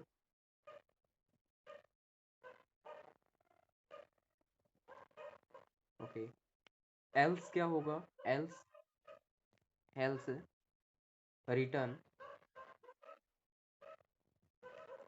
n into f of n minus 1. Return n into f of n minus 1, ये रिटर्न करेगा. एल्स क्या करेगा, n into f of n minus 1, ये रिटर्न करेगा. राइट, तो actually this is the program of factorial. तो क्या करना है, फैक्टोरियल फाइंड आउट करना है. तो ये वाला क्या बनेगा, उसके लिए रिकर्सिव टाइप का प्रोग्राम बनेगा. Right, this is the recursive program for the factorial. तो ये क्या रहेगी, n is less than equal to 1, return 1. तो यहाँ पे ये बनेगी इसकी टर्मिनेशन कंडीशन. तो ये टर्मिनेट कब करेगा, जब क्या होगा, n is less than equal to 1, termination condition. ठीक है, ये हो जाएगी टर्मिनेशन कंडीशन. और रिकरेंस रिलेशन कैसे लिखा जाएगा इसका, तो R R, that is the recurrence relation. Recurrence relation ऐसे लिखा जाएगा, that it is 1, it is 1 if n is less than equal to 1. n क्या होगा, that is less than equal to 1 होगा. राइट, तो ये रिटर्न कर देगा 1. एल्स क्या होगा, n into f of n minus 1, ये फंक्शन कॉल करेगा ना, और पैरामीटर की वैल्यू को क्या करेगा, डिक्रीज करेगा. If n is greater then कितना, 1 से ग्रेटर अगर होगा तो ये वाला होगा, तो ये बन गया इसका recurrence relation. Yes, is it clear to all?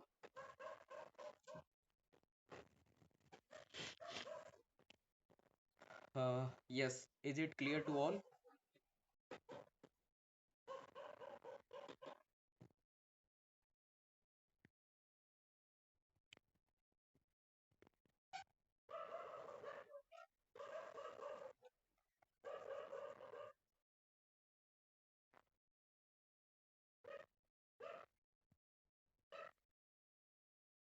Clear, okay fine, ठीक है।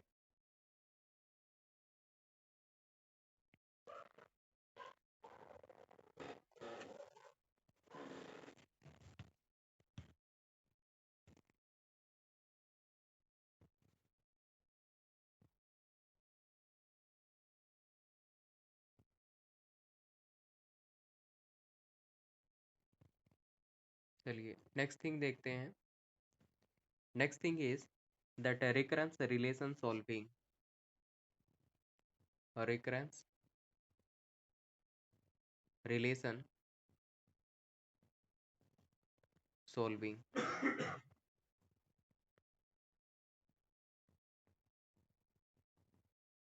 रिकरेंस रिलेशन कैसे सॉल्व किए जा सकते हैं? तो एक तो क्या रहेगा, सब्स्टिट्यूशन मेथड रहेगा, बाय सब्स्टिट्यूशन मेथड।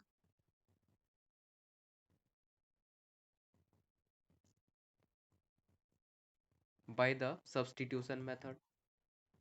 दूसरा क्या रहेगा, by the recursive tree method.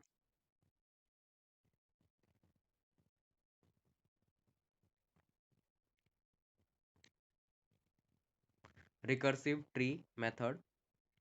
Third क्या रहेगा, next is the master method. Next is the master method. Master method apply करेंगे, ठीक है। Next is the master method. तो सब्स्टिट्यूशन मेथड पहले देखते हैं। सब्स्टिट्यूशन मेथड से कैसे रिकरेंस रिलेशन को क्या किया जाएगा, सोल्व किया जाएगा। ओके, चलिए फिर सब्स्टिट्यूशन मेथड देखते हैं।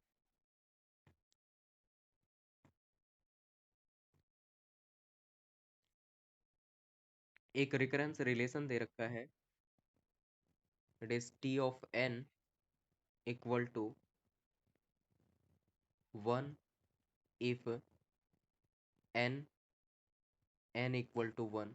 ये क्या रिटर्न करेगा, 1 रिटर्न करेगा अगर एन इक्वल टू 1 होगा, और अदरवाइज क्या रिटर्न करेगा, T of N minus 1 plus N if N is greater than 1। N greater than 1 होगा तो ये वाला रिटर्न करेगा। तो अपने पास रिकरेंस रिलेशन आ जाएगा ये वाला, T of N that is equal to T of N minus 1 plus N, ये आ जाएगा, राइट। इसको क्या करना है, सब्स्टिट्यूशन मेथड अप्लाई करके सिंप्लीफाई करना है, और इसकी क्या करनी है, टाइम कॉम्प्लेक्सिटी फाइंड आउट करनी है, ठीक है। तो सब्स्टिट्यूशन मेथड अप्लाई करेंगे यहाँ पे। तो टी ऑफ एन की वैल्यू तो ये वाली है। अब मुझे क्या चाहिए, टी ऑफ एन माइनस 1 की वैल्यू। यहाँ पे टी क्या है, एक फंक्शन है, राइट। तो मुझे क्या चाहिए, अब टी ऑफ एन माइनस 1 की वैल्यू चाहिए। तो टी ऑफ एन माइनस 1 की वैल्यू क्या होगी, ये फाइंड आउट करना है। टी ऑफ एन माइनस 1 की वैल्यू क्या होगी, ये फाइंड आउट करना है। तो इसका मतलब क्या है, टी ऑफ एन माइनस 1 की वैल्यू का कैसे फाइंड आउट करेंगे, जहां पे भी एन होगा उसमें एन माइनस 1 पुट कर देंगे। तो T of N equal to कितना दे रखा है, T of N equal to T of N minus 1 plus N, ये दे रखा है। तो जहां पे भी एन होगा वहां पे एन माइनस 1 कर देंगे। तो टी ऑफ क्या हो जाएगा, N minus 1 which is equal to T of N minus one करेंगे तो टी ऑफ एन माइनस 2 हो जाएगा, राइट। और प्लस में ये क्या हो जाएगा, एन माइनस 1, ये एन माइनस 1 हो जाएगा। तो ये वाली कॉल हुई थी ना, और मुझे क्या करना था, इसकी वैल्यू निकालनी थी। तो इसकी वैल्यू क्या आ गई, T of N minus 2 plus N minus 1। तो ये इसकी वैल्यू आ जाएगी, T of N minus 2 plus N minus 1, ठीक है। ये आ गया। ये वाला एन है, इसके साथ कोई छेड़छाड़ नहीं की, ये एज इट इज आ जाएगा। तो प्लस में क्या आ गया, एन आ जाएगा। यहाँ तक बताइए एक बार, सबको क्लियर है? ये थोड़ा सा ट्रिकी है, सब्स्टिट्यूशन मेथड, राइट? तो आपको ये पॉइंट समझना पड़ेगा। बताइए, is it clear to all?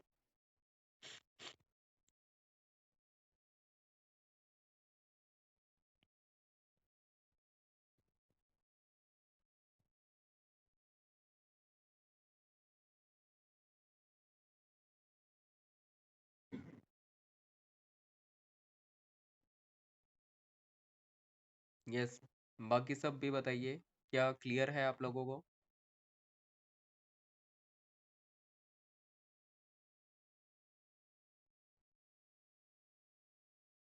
हाँ, मैं रिपीट कर दूंगा, कोई बात नहीं है, मुझे पता है किसको समझ आ सकता है, किसको नहीं आएगा। मुझे अंदाजा है इस बात का। तो रिपीट करूंगा मैं, कोई दिक्कत नहीं है, क्योंकि टॉपिक ही कुछ ऐसा है जिसमें आपको डाउट हो सकती है, तभी मैंने बोला था थोड़ा ध्यान से देखना पड़ेगा।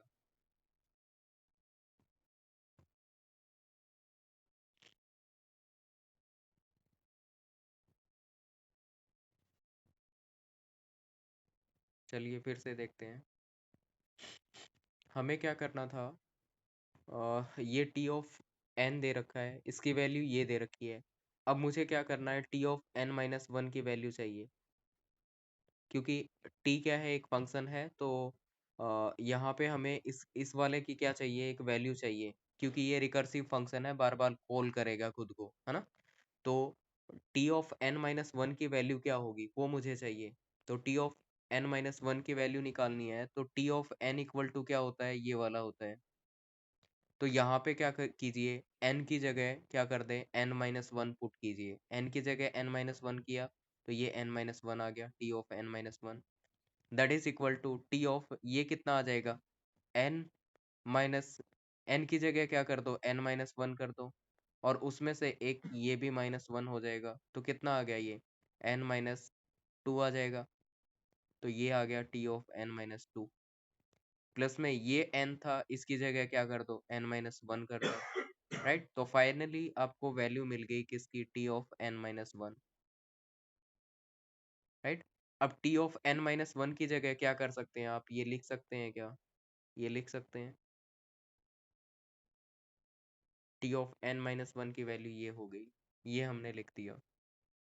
और इधर पे ये जो n बचा हुआ है, ये एज इट इज हमने यहाँ पे लिख दिया। यहाँ तक समझ आ गया?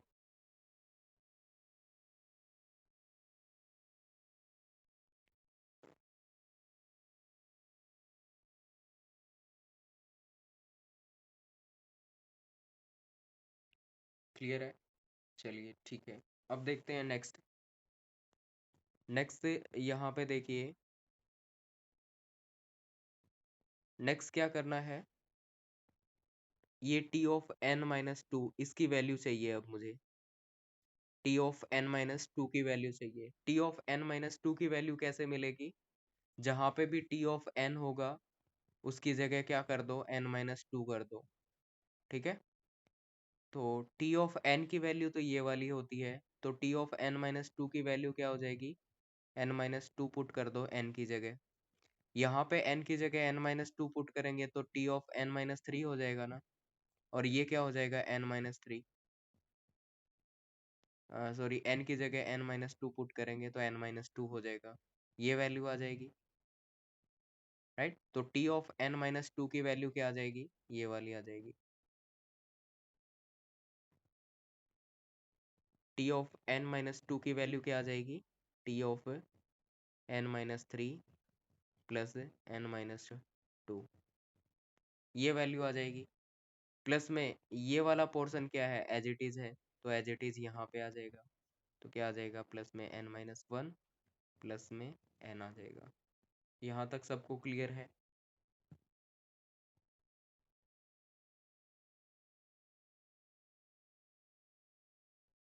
यस और नॉट? ओके, ओके ओके, ठीक है। तो एक टाइम के बाद क्या होगा, ये वैल्यू ऐसे ही चलती रहेगी, और एक टाइम के बाद क्या होगा, T of n minus three की जगह क्या हो जाएगा, n माइनस के हो जाएगा। तो यहाँ पे क्या हो जाएगा, इस वाले से एक कम, तो n माइनस के माइनस वन हो जाएगा। यहाँ पे क्या हो जाएगा, n माइनस k माइनस 2 हो जाएगा, एंड सो ऑन। ठीक है, ऐसे ही चलता रहेगा।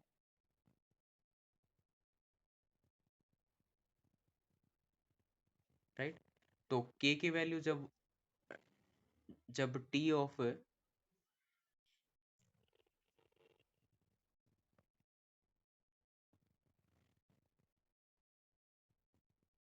जब n की वैल्यू क्या हो जाएगी, 1 हो जाएगी, तो ये क्या आ जाएगा, रिटर्न कर देगा 1। राइट, तो n माइनस के दैट इज इक्वल टू 1, तो ये रिटर्न क्या कर देगा, 1 रिटर्न कर देगा। राइट, तो k की वैल्यू यहाँ से क्या आ जाएगी, k equal to n plus k इधर आ जाएगा। राइट, तो ऐसे लिख देते हैं कि k इधर आएगा। राइट, और ये 1 इधर चला जाएगा, तो k equal to n minus 1 हो जाएगा। राइट, तो k की वैल्यू क्या आ गई यहाँ से, n माइनस 1। इसको सिंप्लीफाई कर लिया हमने। हमने देखा कि n माइनस के इक्वल टू 1 होगा तो क्या रिटर्न करेगा, n इक्वल टू 1 होगा तो रिटर्न कर देगा 1। तो n माइनस के इक्वल टू क्या कर दिया, 1 कर दिया। तो यहाँ पे क्या आ गया, t ऑफ 1 आ गया। ठीक है, प्लस में ये कितना आ जाएगा, n k की वैल्यू कितनी है, n माइनस 1। तो यहाँ पे k की जगह n माइनस 1 करेंगे तो क्या आ जाएगा, ये आ जाएगा ना, n माइनस k की जगह n minus 1, n minus 1। k की जगह क्या कर दिया हमने, n माइनस 1 कर दिया, और माइनस में क्या है, 1 है। तो ये क्या हो जाएगा, n माइनस n प्लस में 1, और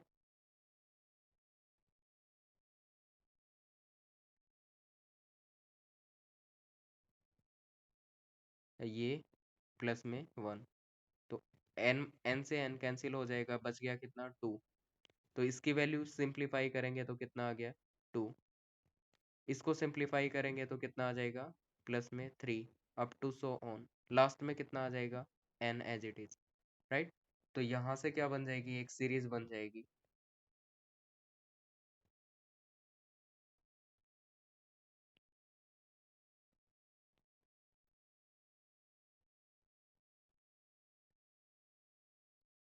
तो क्या सीरीज बन गई, ये वाली सीरीज बन जाएगी। टी ऑफ 1 कितना होता है, देखिए टी ऑफ 1 जब इसकी वैल्यू 1 हो जाएगी ना n की, तो ये क्या रिटर्न करेगा, 1।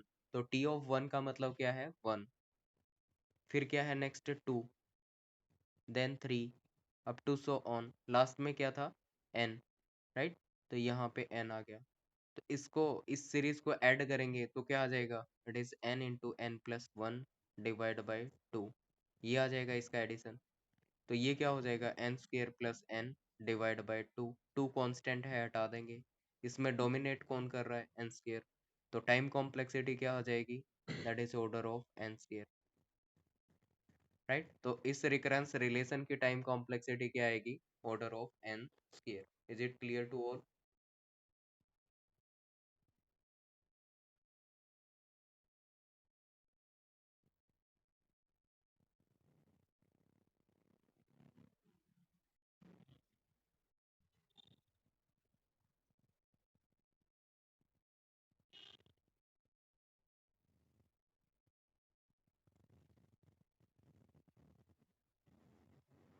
Yes, is it clear to all.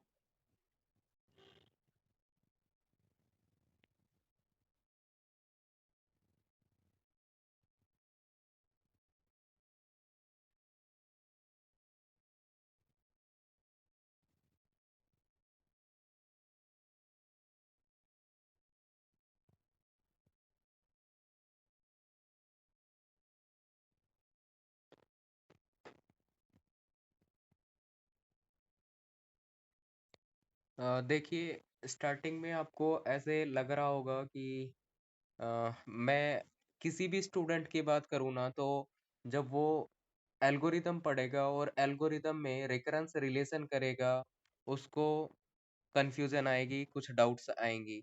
ये बनता है, लाजमी है, ऐसा होगा। राइट, बट आपको थोड़ा सा पता होना चाहिए, एटलीस्ट कुछ रिकरेंस रिलेशन आपसे सॉल्व होने चाहिए। वैसे तो आप अगर बहुत बड़े लेवल पे काम करना चाहते हैं, गेट लेवल की प्रॉब्लम को सॉल्व करना चाहते हैं और रिकरेंस रिलेशन से क्या करना चाहते हैं, सॉल्व करना चाहते हैं प्रॉब्लम, तो आपको ये चीजें आनी चाहिए। फिर भी आपके सिलेबस में पर्टिकुलर मेंशन नहीं कर रखा है इतना ज़्यादा, राइट? तो कुछ प्रॉब्लम्स हम कर लेंगे। और दूसरा क्या है कि मेंशन तो नहीं कर रखा, बट आपको रिकरेंस रिलेशन सोल्व करना आ गया तो उससे आप टाइम कॉम्प्लेक्सिटी बता पाएंगे। ठीक है, इस वजह से मैं आप लोगों को बता रहा हूँ। तो थोड़ा सा तो स्टेप रहेगा, ये स्टेप बहुत ज्यादा नहीं है। फर्स्ट फर्स्ट स्टेज में आपको लग रहा है कि हमें ये करना पड़ रहा है, ये कुछ भी नहीं है, राइट? ये जो करने लग रहे हैं ना, कुछ भी नहीं है, जस्ट सब्स्टिट्यूट करते जा रहे हैं, वैल्यूज को सब्स्टिट्यूट कर रहे हैं और एक सीरीज बना देंगे, वहां से उस सीरीज को सॉल्व कर लेंगे, कॉम्प्लेक्सिटी आ जाएगी। इतना ही कर रहे हैं, इससे ज्यादा कुछ नहीं कर रहे हैं।